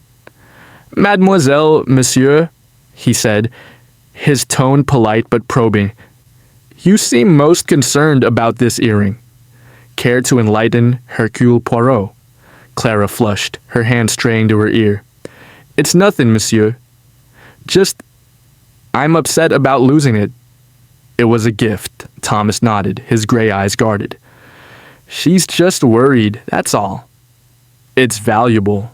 His tone was calm, but Poirot sensed tension, the camera in Thomas's hand a silent witness. Indeed, Poirot said, his smile enigmatic. Valuable things have a way of revealing truths. Be assured I will find it. As he moved away, he noted their hurried whispers, their glances following him. In the lounge, Poirot found Mrs. Beatrice Langley, her fan fluttering as she chatted with a steward. Madame, he said, seating himself, you have a keen ear for the ship's happenings. Tell me, have you heard talk of smuggling or of Sir Henry's dealings with Monsieur Moreau? Beatrice's eyes gleamed, her voice dropping to a conspiratorial whisper. Oh, Monsieur Poirot, I've heard whispers. Sir Henry was no saint, everyone knows that. I saw him arguing with Felix in a swan before we boarded. Something about artifacts and debts. And that notebook of Rajesh's? I'd wager it's full of secrets. He's always scribbling, you know. And he was near Sir Henry's cabin that night. Her tone was gleeful, but Poirot sensed calculation, as if she were steering his suspicions. "Most interesting, madame," he said. "And you saw nothing else that night? No one near the cabins besides Monsieur Capour?" Beatrice tilted her head, her fan pausing. "Well, now that you mention it, I did see Clara just before 11, near the lounge. She was adjusting her dress as if she'd been somewhere in a hurry, and Thomas was nearby, fiddling with that camera of his. Such a quiet man, but I don't trust those quiet types." Her smile was sly, and Poirot wondered if her observations were truth or bait. He thanked her and sought out Rajesh Kapoor, who was on the upper deck, staring at the river, his hands empty without his notebook. "Monsieur Kapoor," Poirot said, "this smuggling that Monsieur Moreau mentioned, were you involved?" "Your notebook perhaps contained details of such dealings." Rajesh's face hardened, his dark eyes narrowing. "I know nothing of smuggling, monsieur. My notebook is for legitimate business. Imports, exports, nothing more. I deal in textiles, not artifacts. If Moreau was involved, that's his affair." His voice was steady, but Poirot noted the tension in his posture, the way his hand strayed to his empty pocket. "Very well," Poirot said. "But the theft of your notebook suggests someone fears its contents. If you recall anything, come to me." Rajesh nodded curtly, his gaze returning to the Nile. As the day wore on, Poirot conducted a discreet search of the ship's common areas, hoping to find the missing notebook. In the library, a small room lined with books and maps, he found a crumpled cigarette butt, its brand matching Moreau's. Nearby, a book on Egyptian artifacts lay open, a page marked with a penciled note. "Thebes, 1923. Moreau's failed expedition, Poirot wondered, tucking the note into his pocket. He also visited the ship's dark room, where Thomas had mentioned developing his photographs. The room was locked, but Captain Hassan provided the key. Inside, Poirot found trays of chemicals, but no developed prints.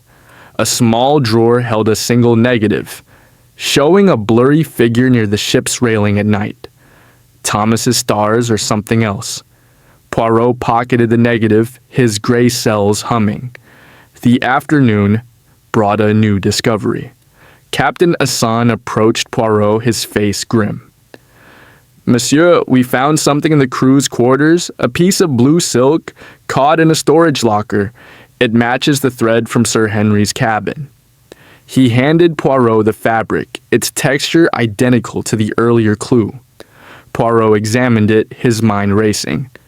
"This is most significant, Captain. Keep it secure and tell no one." The silk could implicate Evelyn or Clara, but its presence in the crew's quarters suggested another hand at work. A clever killer, he thought, or a careless one. As evening fell, the Lotus anchored near a small village, the passengers gathering for dinner. The atmosphere was strained, their conversation stilted. Poirot observed from his table, noting Clara's forced laughter, Thomas's watchful silence, Evelyn's withdrawn demeanor, Moreau's nervous glances, Rajesh's rigid composure, and Beatrice's sly whispers. The web of secrets was tightening, each passenger entangled in lies and half-truths. Poirot retired to his cabin, his notebook open, his pen sketching connections. The letter in Moreau's cabin, the smuggling accusation, the blue silk, the missing notebook, the ruby earring, the sedative vial. All were pieces of a puzzle, but the center remained hidden. The archaeologist's secret, he thought, is but one thread. Who else weaves this web? The Nile flowed on, its shadows deepening, and Hercule Poirot knew the truth was close, yet still beyond his grasp. Chapter 7. The Heiress's Deception. The SS Lotus drifted through the languid heat of the Nile, its polished teak decks shimmering under a sun that hung like a molten orb in the cloudless sky. The river's banks, fringed with emerald reeds and shadowed by ancient cliffs, seemed to whisper secrets as old as the pharaohs, their silence a stark contrast to the turmoil aboard the vessel. Sir Henry Caldwell's murder had cast a pall over the passengers, transforming the luxurious riverboat into a floating crucible of suspicion and fear. Hercule Poirot, his black suit pristine despite the Egyptian heat, stood at the stern, his green eyes scanning the horizon as if it might yield the truth. His mustache, a perfect arc, quivered faintly, a sign of his gray cells working tirelessly to untangle the web of clues. The hieroglyphic dagger, the shattered brandy glass, the torn paper with debt, the ruby earring, the lipstick smudge, the blue silk thread, the sedative vial, the stolen notebook, the smuggled letter, the cigarette butt, the photographic negative. Each was a fragment of the puzzle, and Poirot sensed the picture was beginning to take shape, though its heart remained obscured. The morning had dawned with a new urgency, the passengers' unease palpable as they gathered in the dining saloon for breakfast. The clink of porcelain was muted, the once lively chatter reduced to whispers. Lady Evelyn Caldwell, her black dress accentuating her pallor, sat alone, her hazel eyes fixed on her untouched plate. Dr. Felix Moreau, his angular face taut, sipped coffee with a distracted air, his fingers tapping nervously. Clara Henshaw, in a rose-pink dress, attempted her usual vivacity, but her laughter was strained, her hand straying to her throat where her diamond necklace was still absent. Rajesh Kapoor, his composure rigid, ate methodically, his eyes darting to the empty space where his notebook should have been. Mrs. Beatrice Langley, her gray curls adorned with a black lace cap, regaled a steward with tales of poor Sir Henry's enemies, her voice carrying a theatrical lilt. Thomas Reed, his camera ever present, ate sparingly, his gray eyes scanning the room with quiet intensity. Poirot, seated at his usual table by the window, sipped his tisane, his gaze sweeping the saloon.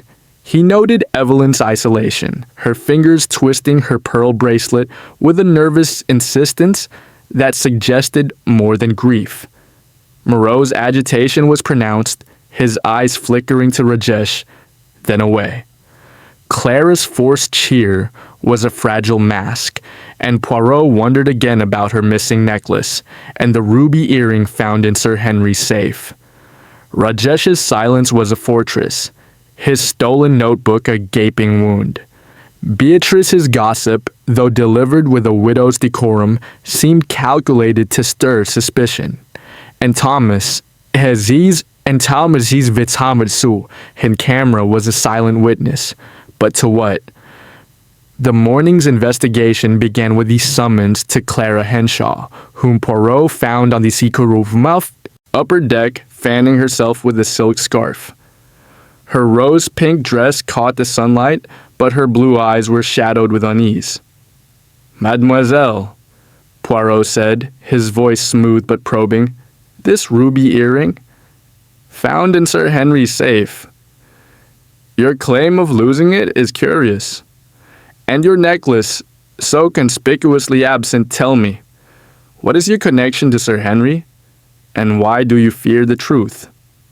Clara's face paled, her hand clutching the scarf. "I told you, Monsieur Poirot, I lost the earring in a swan. I don't know how it got into Henry's safe. As for my necklace, it's locked in my cabin. It's too valuable to wear now. With everything..." Her voice trembled, but her eyes held a spark of defiance, and Poirot noted the way her fingers twisted the scarf, betraying her nerves. "Indeed," Poirot said, producing the earring from his pocket, its teardrop ruby glinting. "Yet this earring suggests you were in Sir Henry's cabin, or someone wishes us to believe so. And your conversation with Monsieur Reed last night. The earring changes everything, you said." "What does it change, mademoiselle?" Clara flushed, her eyes darting to the river. "You misheard, monsieur." "I was upset about the murder, that's all. Thomas and I are friends, nothing more. We were talking about how awful it is." Her words were rushed, and Poirot sensed a lie, the same lie he had detected in her earlier denials. "Friends?" Poirot repeated, his tone deceptively mild. "Yet your whispers suggest more. Tell me, mademoiselle, did Sir Henry know of your friendship? Or perhaps he held something over you? A debt, perhaps, like the one written on the torn paper?" Clara's eyes widened, her hand straying to her throat. "A debt? No. Henry was... He was kind to me, in his way. He admired my necklace, offered to buy it once, but I refused. That's all." Her voice rose, and Poirot noted the desperation in her tone, the way her glance flickered to the lounge, where Thomas was adjusting his camera. "Very well," Poirot said, his smile enigmatic. "But be warned, mademoiselle. The truth is a light that reveals all shadows. I will find it." He dismissed her, his mind racing.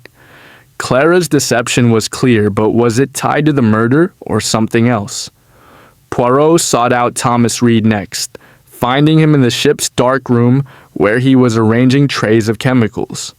The negative Poirot had found was nowhere in sight, and Thomas's gray eyes were guarded as he turned to face the detective. "Monsieur Reed," Poirot said, "this negative I found, a blurry figure by the railing. Not a star, I think. What did you photograph that night?" Thomas's hand paused on a tray, his expression neutral.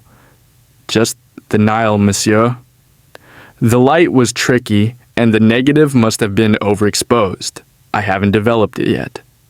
His tone was calm, but Poirot noted the tension in his shoulders, the way his fingers gripped the tray. "And your conversation with Mademoiselle Henshaw?" Poirot pressed. "What was its true nature?" "You spoke of something hidden, something risky. Speak plainly, monsieur, for the truth will not remain concealed." Thomas's jaw tightened, his eyes meeting Poirot's. "Clara's upset, that's all. She's worried about her earring, her necklace, things she values. We're friends, nothing more." I was trying to calm her. His voice was steady, but Poirot sensed a lie, the same guardedness he had observed in Clara. "Friends," Poirot said, his mustache twitching. "Yet you hide something." "Your camera, monsieur, may I see its contents?" Thomas hesitated, then opened the camera, revealing an empty film chamber. "I removed the film this morning. It's in my cabin, waiting for Luxor. I told you, it's just landscapes." His tone was defensive, and Poirot noted the sweat beading on his brow. "Very well," Poirot said, his gaze piercing. "But know this, Monsieur Reed. Hercule Poirot sees what others conceal." As he left the dark room, he heard Thomas exhale sharply, a sound of relief or fear. Poirot's next discovery came in the library, where he found Captain Hassan examining a logbook. "Monsieur Poirot," Hassan said, his voice low, "we found something in the crew's storage. A small diamond hidden in a sack of linens. It matches the description of Miss Henshaw's necklace." He handed Poirot a glittering stone, its facets catching the light. Poirot's eyes gleamed as he examined it. "This is most significant, Captain.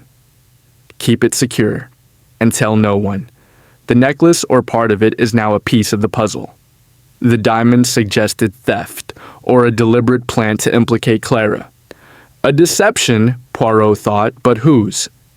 He confronted Clara again, finding her in the lounge, her face pale as she sipped tea. "Mademoiselle," he said, producing the diamond, "this was found among the crew's belongings." "It is from your necklace, no?" "Explain how it came to be there?" Clara gasped, her cup clattering to the saucer. That's impossible. My necklace is in my cabin, locked in my jewelry case. Someone must have taken it or broken it." Her voice was frantic, her eyes darting to the door where Thomas had just entered. Poirot's gaze was unrelenting. "Yet you claimed it was safe. And this earring, found in Sir Henry's safe. Both suggest you were involved in something with him. Speak the truth, mademoiselle, or the truth will speak for you." Clara's eyes filled with tears, her hands trembling. I owed Henry money. He lent me a sum in Cairo for personal expenses. He said I could repay him with the necklace, but I refused. I swear I didn't kill him." Her voice broke, and Poirot noted the sincerity in her tears, but also the omission of details. "Merci," he said, dismissing her gently. "But I will need to see this jewelry case." Clara nodded, her face ashen, and led him to her cabin. Number 8. The jewelry case, a velvet-lined box, was locked, but Clara opened it, revealing the diamond necklace, minus 1 stone. "See?" she said, her voice trembling. "It's here, but someone tampered with it." Poirot examined the necklace, noting the empty setting where the diamond had been. "This is most curious, mademoiselle. Someone wished to cast suspicion on you, or to hide their own actions." He left her, his mind churning. The diamond in the crew storage, the earring in the safe. Were they Clara's or planted to frame her? He sought out Thomas again, finding him on the deck, photographing the river. "Monsieur Reed," Poirot said, "this diamond, found hidden, was it you who placed it there? You and Mademoiselle Henshaw are close, no? Did you help her conceal a debt to Sir Henry?" Thomas's camera lowered, his gray eyes narrowing. "I don't know what you're talking about, monsieur." "I found a diamond on the deck, near the lounge, the night of the murder. I thought it was Clara's, so I hid it to protect her. She's not a killer." His tone was firm, but Poirot noted the hesitation, the way his hand gripped the camera. "Protect her," Poirot repeated. "From what, monsieur? Or from whom?" Thomas remained silent, his eyes fixed on the river, and Poirot dismissed him, his gray cells humming. The afternoon brought Poirot to Mrs. Beatrice Langley, who was seated in the lounge, her fan fluttering as she chatted with the steward.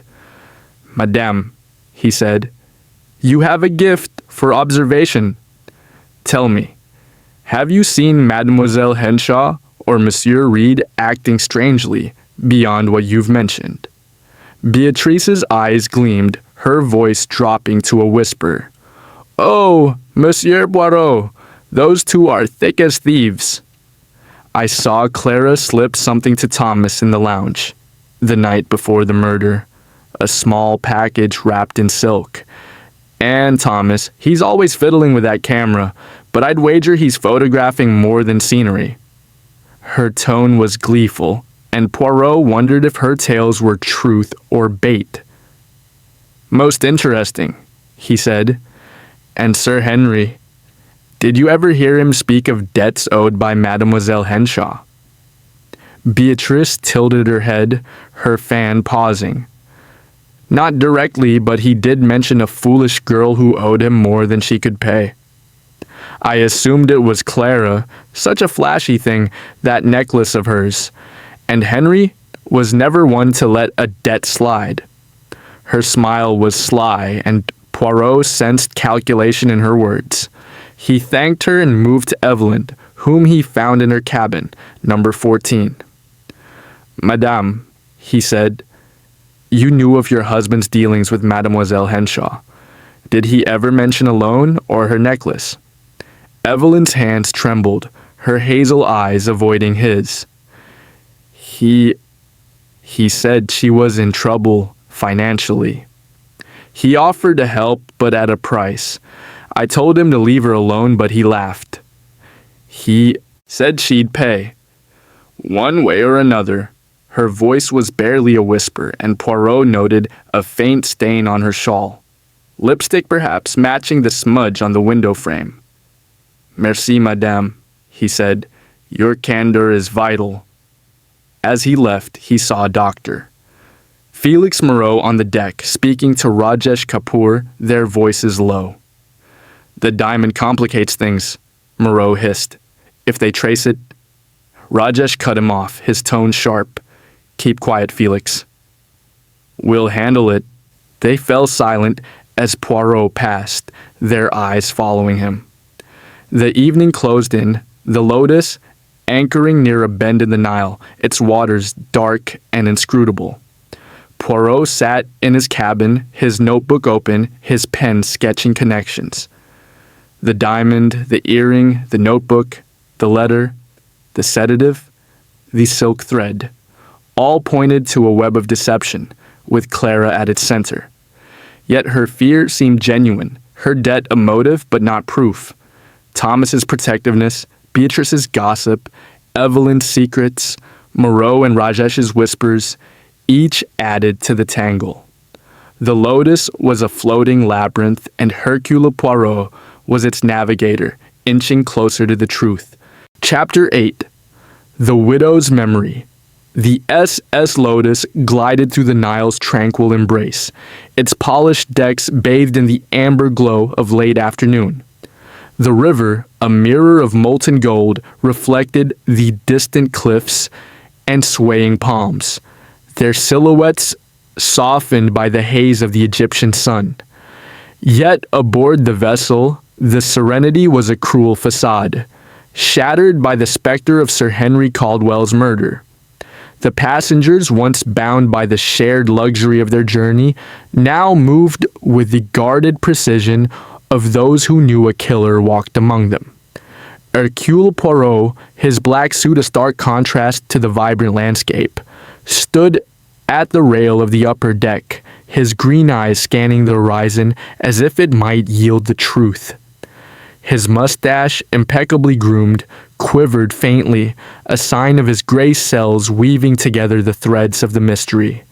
The hieroglyphic dagger, the shattered brandy glass, the torn paper with debt, the ruby earring, the lipstick smudge, the blue silk thread, the sedative vial, the stolen notebook, the smuggled letter, the cigarette butt, the photographic negative, the hidden diamond. Each was a note in a discordant symphony, and Poirot was determined to find a melody. The day had been one of relentless inquiry, with Poirot's interviews revealing a web of half-truths and concealed motives. Clara Henshaw's admission of a debt to Sir Henry, Thomas Reed's protective evasiveness, Doctor, Felix Moreau's smuggling accusations, Rajesh Kapoor's missing notebook, and Lady Evelyn Caldwell's fear had each added layers to the puzzle. Yet it was Mrs. Beatrice Langley, the elderly widow with her sharp eyes and sharper tongue, who now drew Poirot's attention. Her gossip, delivered with theatrical flair, had been too pointed, too convenient, and Poirot suspected her memory held more than idle tales. He resolved to probe her further, for in the labyrinth of secrets aboard the Lotus, even the frailest passenger might conceal a deadly truth. Poirot found Beatrice in the lounge, seated in a plush armchair, her gray curls adorned with a black lace cap, her fan fluttering as she sipped tea. The room was quiet, the other passengers scattered across the ship, avoiding the oppressive weight of suspicion. Beatrice's blue eyes gleamed with anticipation as Poirot approached, his cane tapping softly, his expression one of polite inquiry. "Madame Langley," he said, seating himself opposite her. "You have a remarkable gift for observation. Your tales of the passengers are most illuminating. I wish to hear more of what you saw and heard the night of Sir Henry's murder." Beatrice's fan paused, her lips curving into a sly smile.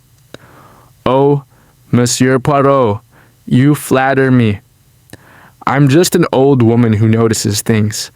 But since you ask, I'll tell you what my poor eyes and ears caught that dreadful night."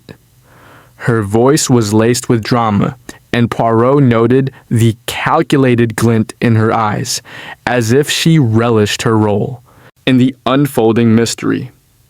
"Proceed, madame," Poirot said, his tone encouraging but firm.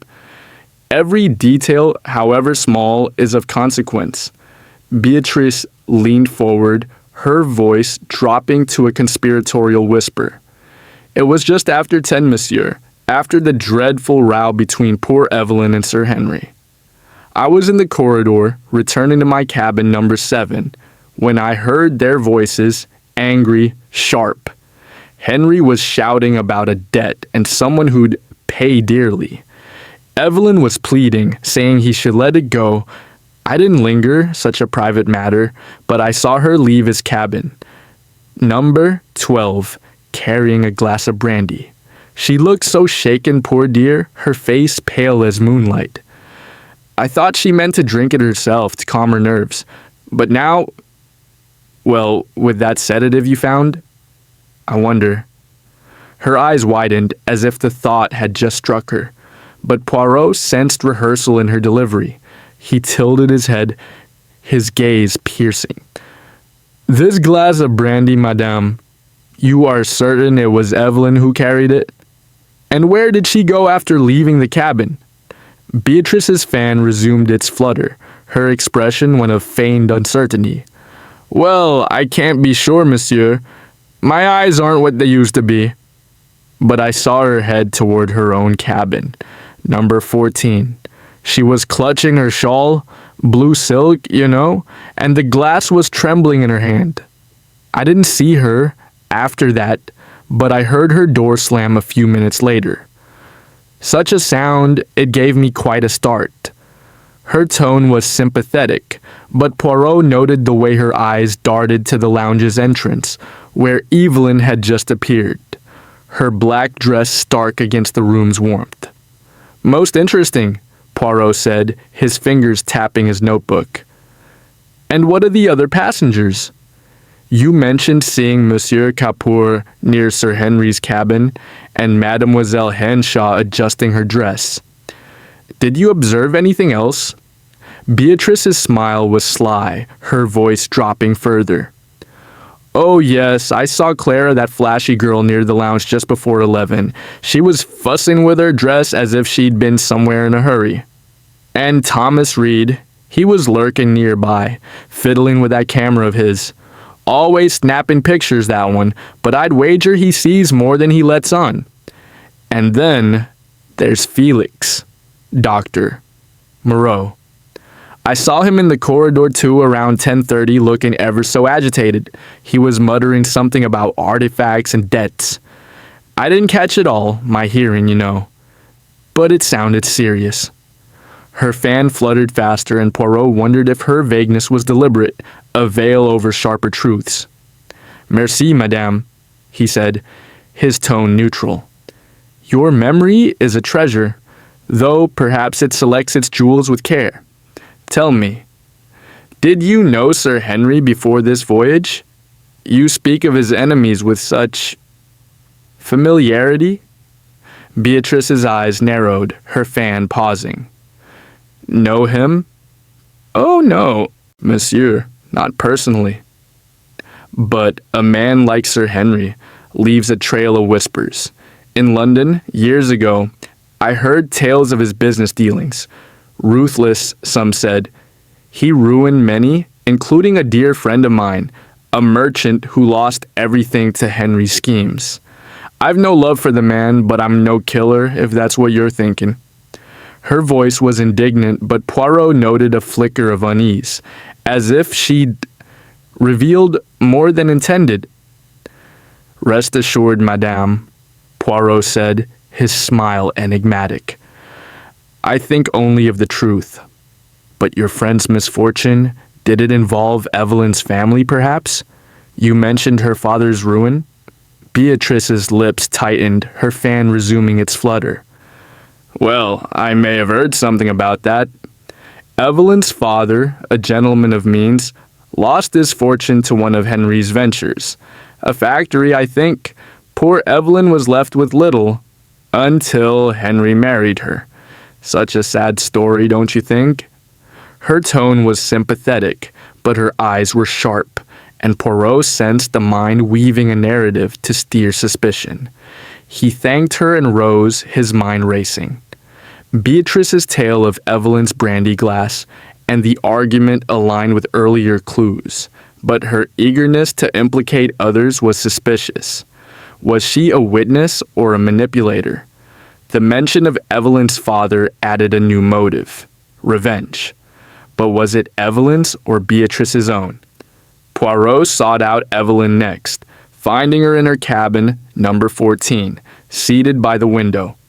Her black dress a somber contrast to the Nile's vibrancy. Her hazel eyes were red-rimmed, her hands twisting her pearl bracelet.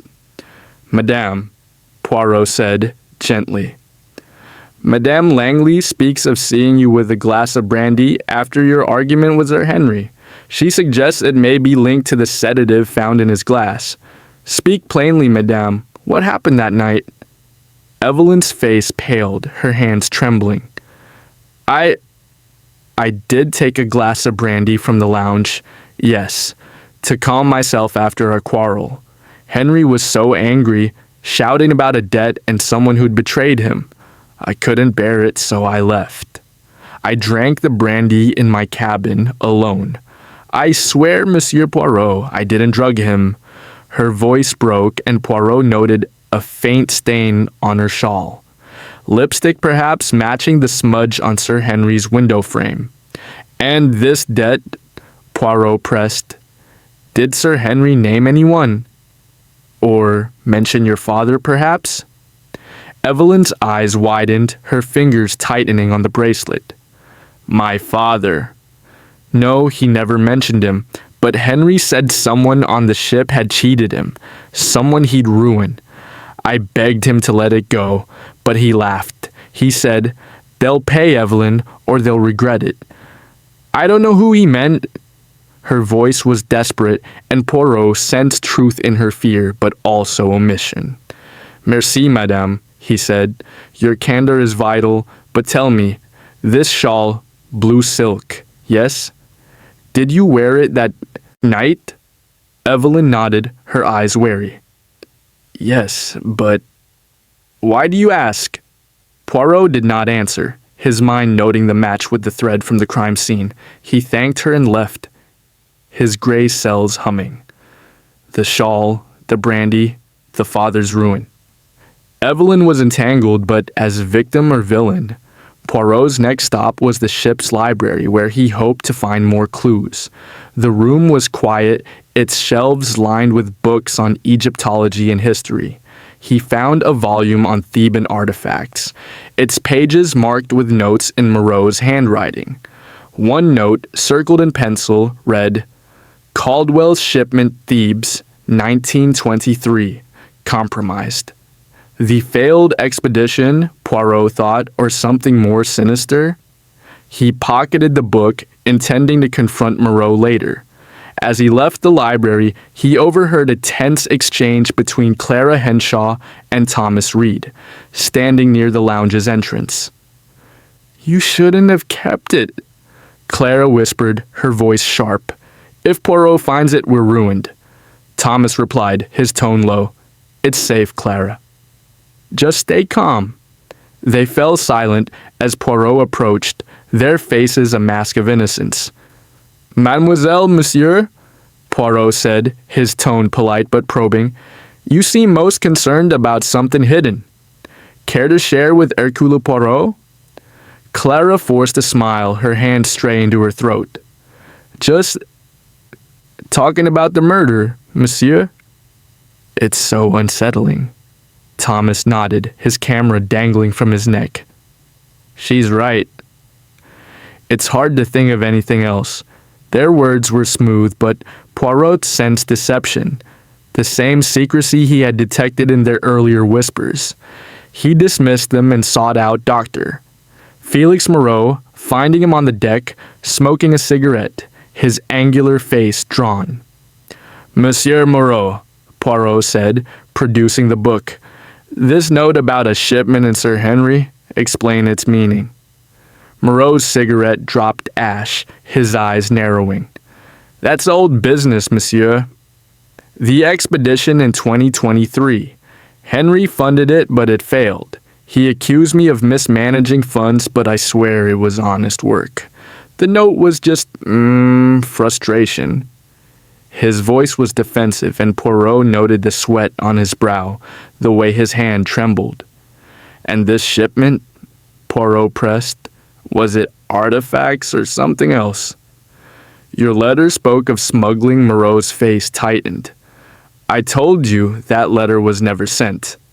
Henry was involved in moving artifacts? Yes, but I had no part in it. I just wanted him to leave me alone. His tone was desperate, and Poirot sensed a half-truth, but he let it pass for now. The day drew to a close, the Lotus anchoring near a cluster of ruins, the Nile's waters dark and inscrutable. Poirot visited Captain Hassan, who reported no sign of Rajesh's notebook among the crew's belongings. But we found this, Hassan said, handing Poirot a torn scrap of paper, its edge matching the debt note from Sir Henry's hand. The full text read, Pay your debt or I expose you. H.C. A blackmail note, Poirot thought, but to whom? Dinner was a tense affair, the passengers' faces etched with strain. Poirot observed from his table, noting Clara's nervous glances at Thomas, Evelyn's withdrawn silence, Moreau's agitation, Rajesh's rigid composure, and Beatrice's sly whispers to a steward. The web of secrets was tightening, each passenger entangled in lies and motives. Poirot retired to his cabin, his notebook open, his pen sketching connections. The brandy glass, the blue silk, the blackmail note, the ruby earring, the hidden diamond, the stolen notebook, all pointed to a complex plot. Beatrice's memory, so vivid yet so selective, suggested a deeper role. Evelyn's father, Clara's debt, Moreau's smuggling, Thomas's secrecy, each was a thread, but the center remained hidden. The Lotus was a floating enigma, and Hercule Poirot, with his unerring instinct, knew the truth was close, yet still veiled in shadow. Chapter 9. The net tightens. The SS Lotus glided through the Nile's twilight embrace, its polished decks aglow with the soft hues of a dying sun. The river, a ribbon of molten amber, mirrored the distant cliffs and swaying palms, their silhouettes etched against a sky bruised with purple and gold. Yet aboard the vessel, the beauty of the Egyptian evening was a cruel illusion, overshadowed by the specter of Sir Henry Caldwell's murder. The passengers, once bound by the shared opulence of their journey, now moved with the taut precision of marionettes, their strings pulled by fear and suspicion. Hercule Poirot, his black suit pristine, and his mustache a perfect arc, stood at the bow, his green eyes piercing the gathering dusk. His gray cells, tireless and precise, wove together the myriad clues, the hieroglyphic dagger, the shattered brandy glass, the torn paper with debt, the ruby earring, the lipstick smudge, the blue silk thread, the sedative vial, the stolen notebook, the smuggled letter, the cigarette butt, the photographic negative, the hidden diamond, the blackmail note. Each was a thread in a tightening net, and Poirot sensed the truth was near, though still veiled in shadow. The day had been one of relentless pursuit, with Poirot's inquiries peeling back layers of deception. Evelyn's fear, Clara's debt, Thomas's secrecy, Moreau's smuggling, Rajesh's missing notebook, and Beatrice's pointed gossip had each revealed motives, yet the killer remained elusive. The discovery of the blackmail note, "Pay your debt or I expose you, H.C., had shifted the puzzle, suggesting Sir Henry was not merely a victim, but a predator, extorting someone aboard the Lotus. Poirot's task now was to draw the net tighter, to force the truth into the light. He summoned the passengers to the lounge, its chandeliers casting a warm glow over the teak paneling and plush velvet chairs. The air was thick with tension, the passengers seated in a semicircle, their faces a gallery of strain and suspicion. Lady Evelyn Caldwell, her black dress stark, clutched a handkerchief, her hazel eyes shadowed with dread. Dr. Felix Moreau, his angular face drawn, tapped a nervous rhythm on his knee. Clara Henshaw, in a pale blue gown, toyed with her pearl choker, her vivacity extinguished. Rajesh Kapoor, rigid and composed, gripped his empty hands, his missing notebook a silent wound. Mrs. Beatrice Langley, her gray curls adorned with a jet brooch, fanned herself slowly, her blue eyes gleaming with anticipation. Thomas Reed, his camera on the table, observed with quiet intensity, his gray eyes unreadable. Captain Hassan stood by the door, his stern gaze ensuring order. Poirot stood at the head of the room, his small frame commanding attention. "Mes amis," he began, his voice clear and resonant. "A crime most foul has been committed aboard this vessel." Sir Henry Caldwell was struck down by a dagger, his life extinguished in a moment of treachery. The clues are many, the lies more numerous, but the truth is within our grasp. I have gathered you to lay bare the evidence and to observe your reactions, for the guilty cannot hide from the Hercule Poirot. He paced slowly, his cane tapping a deliberate rhythm. Let us review the threads of this web. The dagger from Monsieur Moreau's collection suggests a connection to his past dealings with Sir Henry. The brandy glass, laced with sedative, points to Monsieur Kapoor's vial, found hidden in his cabin. The torn paper bearing the word debt, and its mate a blackmail note, reveals Sir Henry's extortion. The ruby earring Mademoiselle Henshaw's found in his safe implicates her, or someone who wishes her blamed. The diamond, from her necklace, hidden among the crew's belongings, suggests theft or a frame. The blue silk thread, matching Madame Caldwell's shawl and Mademoiselle Henshaw's dress, hints at their presence at the scene. The lipstick smudge, the cigarette butt, the photographic negative, all are pieces of the puzzle, and the stolen notebook Monsieur Kapoor's holds secrets someone fears. The passengers shifted, their faces betraying unease. Evelyn's handkerchief twisted tighter. Moreau's tapping ceased. Clara's hand froze on her choker. Rajesh's jaw clenched. Beatrice's fan fluttered faster, and Thomas's eyes narrowed. Poirot continued, his gaze sweeping the room. Each of you has a motive. Madame Caldwell, your husband's cruelty and your father's ruin suggest revenge. Monsieur Moreau, your failed expedition and Sir Henry's demands point to desperation. Mademoiselle Henshaw, your debt to him and the earring in his safe suggest entanglement. Monsieur Kapoor, your notebook and sedative vial hint at hidden schemes. Monsieur Reed, your secrecy and the hidden diamond suggest complicity. And Madame Langley, your tales, so vivid, steer suspicion with uncanny precision. A murmur rippled through the room, accusations flashing in their eyes. Clara spoke first, her voice sharp. "You can't think I did it, Monsieur Poirot." That earring was stolen. I told you I lost it in a swan. Thomas nodded, his tone firm. She's right. Someone's trying to frame her.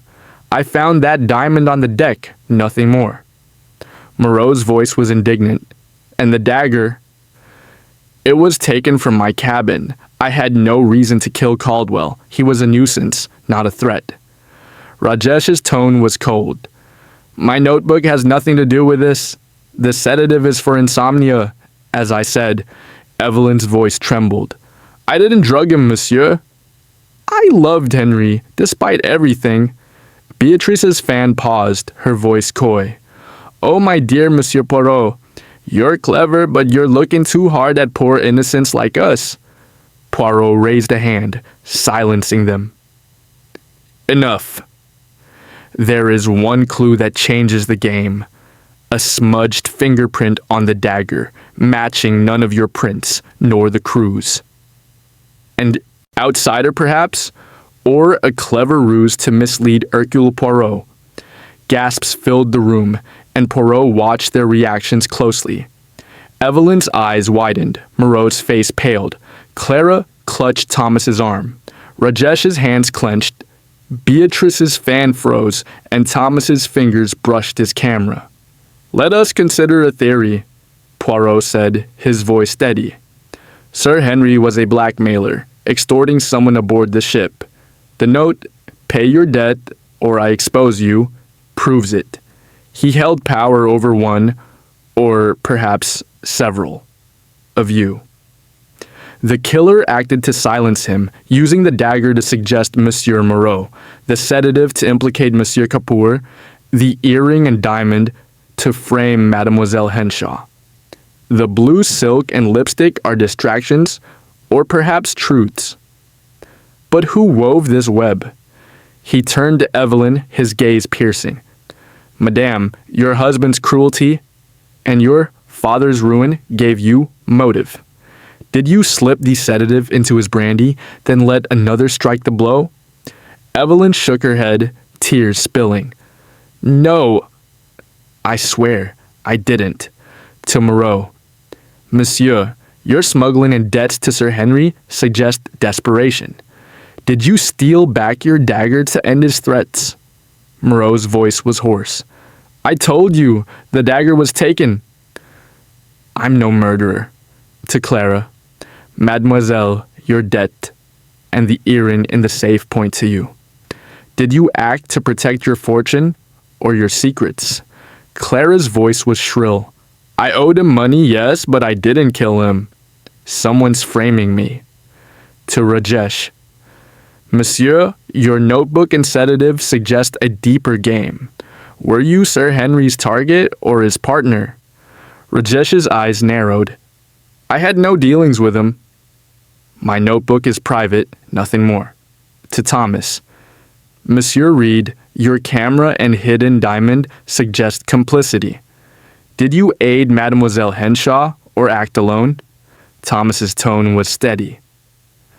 I protected Clara, that's all. I'm no killer. To Beatrice. Madame, your tale steers suspicion with uncanny skill. Are you a witness or something more? Beatrice's fan fluttered, her smile sly. Just an old woman who sees too much, monsieur. I've no blood on my hands. Poirot paused, his eyes gleaming. The fingerprint, unaccounted for, suggests a stranger, yet no stranger boarded the Lotus. The killer is here and the net tightens. I will speak with each of you again in private, and the truth will not elude me. He dismissed them. Noting their reactions, Evelyn's tears, Moreau's agitation, Clara's fear, Rajesh's rigidity, Thomas's guardedness, Beatrice's amusement. After the gathering, Poirot returned to Sir Henry's cabin, his gloved hands probing for new clues. He found a small key, hidden beneath the carpet, its size suggesting a jewelry box or small safe. Clara's necklace case? He wondered, pocketing it. He re-examined the window frame, noting the lipstick smudge's shade. A deep crimson. Unlike any worn by Evelyn or Clara. A crew member perhaps, or age or deliberate plant. He sought out Captain Hassan, who was overseeing the night watch. "Captain," Poirot said, "this key, check the passengers' cabins for a matching lock." And the crew. "Have any worn crimson lipstick?" Hassan shook his head. "None, monsieur." The crew's alibis are solid, and no one uses such a shade. Poirot nodded, his mind racing. A ruse, then. To suggest an outsider.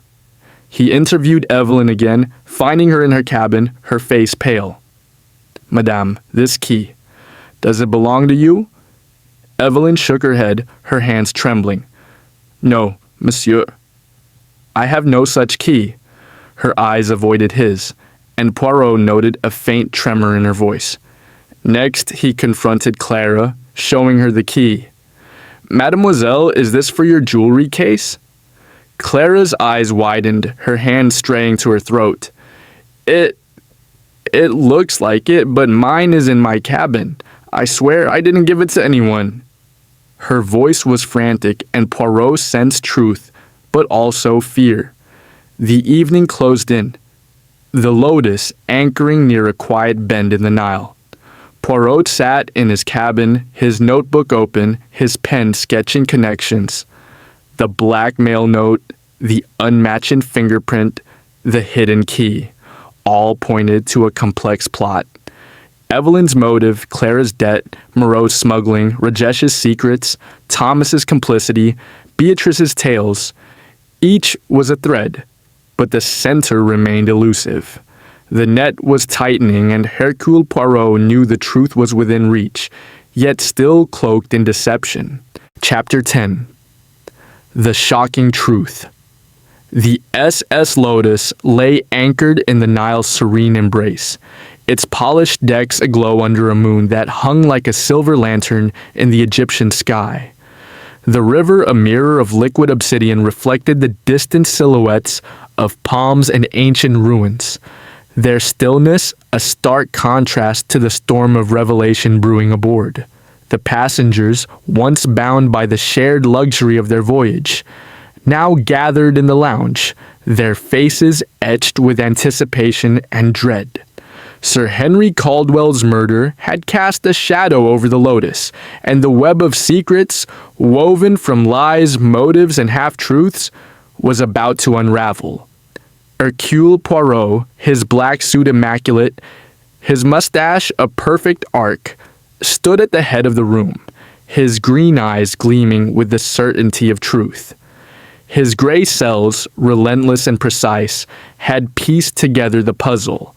The hieroglyphic dagger, the shattered brandy glass, the torn paper with debt, the ruby earring, the lipstick smudge, the blue silk thread, the sedative vial, the stolen notebook, the smuggled letter, the cigarette butt, the photographic negative, the hidden diamond, the blackmail note, the hidden key, the unmatching fingerprint. The net had tightened, and the truth was ready to be revealed. The lounge was a tableau of tension, its chandeliers casting a golden glow over the teak paneling and velvet chairs. Lady Evelyn Caldwell, her black dress a somber veil, clutched a handkerchief, her hazel eyes wide with fear. Dr. Felix Moreau, his angular face pale, sat with his hands clasped tightly, his dark eyes darting. Clara Henshaw, in a pale lavender gown, toyed with her pearl choker, her vivacity extinguished. Rajesh Kapoor, rigid and composed, gripped his empty hands, the absence of his notebook a silent wound. Mrs. Beatrice Langley, her gray curls adorned with a jet brooch, fanned herself slowly, her blue eyes gleaming with a mix of anticipation and amusement.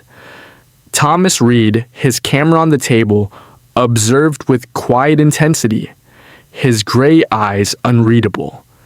Captain Hassan stood by the door, his stern features set, ensuring no one left the room. Poirot paced slowly, his cane tapping a deliberate rhythm, his voice clear and resonant. "Mes amis," he began, A crime most heinous has been committed aboard this vessel. Sir Henry Caldwell was struck down by a dagger, his life extinguished in a moment of treachery. For days I, Hercule Poirot, have pursued the truth, sifting through lies, motives, and clues. The web is complex, but the truth is simple. Tonight, the killer will be revealed. He paused, his gaze sweeping the room, noting the passengers' reactions. Evelyn's trembling hands, Moreau's clenched jaw, Clara's shallow breaths, Rajesh's rigid posture, Beatrice's sly smile, Thomas's guarded eyes. "Let us unravel the threads," he continued. "The dagger from Monsieur Moreau's collection suggests his involvement, yet it was stolen. The brandy glass, laced with sedative, points to Monsieur Capour's vial. The torn paper and blackmail note. Pay your debt or I expose you. Reveal Sir Henry's extortion. The ruby earring and hidden diamond implicate Mademoiselle Henshaw. The blue silk thread and lipstick smudge suggest Madame Caldwell or Mademoiselle Henshaw. The stolen notebook, the smuggled letter, the cigarette butt, the photographic negative, the hidden key, the unmatching fingerprint, all are pieces of the puzzle. But one clue binds them all: the mind of the murderer." He turned to Evelyn, his tone gentle but probing. "Madame Caldwell, your husband's cruelty and your father's ruin gave you motive. You carried a brandy glass that night, and your shawl matches the blue silk thread. Yet your fear is genuine, no?" Evelyn's voice trembled, tears spilling. "I didn't kill him, monsieur. I argued with Henry, yes, about his schemes, but I left him alive. The brandy was for me, to calm my nerves. I swear it." Poirot nodded, then faced Moreau. "Monsieur, your smuggling and debts to Sir Henry suggest desperation. The dagger was yours, the letter in your cabin a threat, yet you claim innocence." Moreau's voice was hoarse. "The dagger was stolen. I owed Henry money, yes, but I didn't kill him. I wrote that letter in anger, but I never sent it." His hand shook, and Poirot noted his desperation. To Clara. "Mademoiselle Henshaw, your debt to Sir Henry, the earring in a safe, the diamond hidden, these point to you. Were you his victim or his slayer?" Clara's voice was shrill.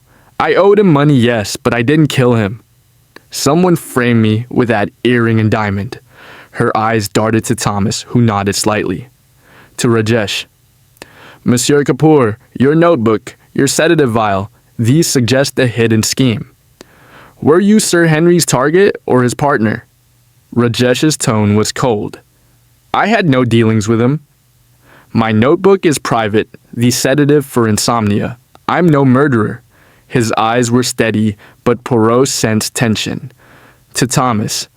"Monsieur Reed, your camera, your hidden diamond, your secrecy with Mademoiselle Henshaw, these suggest complicity. Did you act to protect her or yourself?" Thomas's voice was steady. "I protected Clara, that's all. I found the diamond and hid it, thinking it was hers. I'm no killer."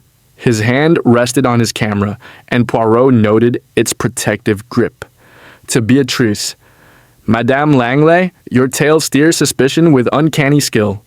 Your memory, so vivid yet so selective, suggests more than gossip. What do you hide?" Beatrice's fan fluttered, her smile sly. "Just an old woman who sees too much, monsieur. I've no secrets, only observations." Her eyes gleamed, and Poirot sensed calculation. Poirot paused, his eyes gleaming. "The fingerprint on the dagger unmatching any of you or the crew is the key. It suggests an outsider, yet no outsider boarded the Lotus. The killer is among us, and their plan was meticulous, a performance staged to deceive."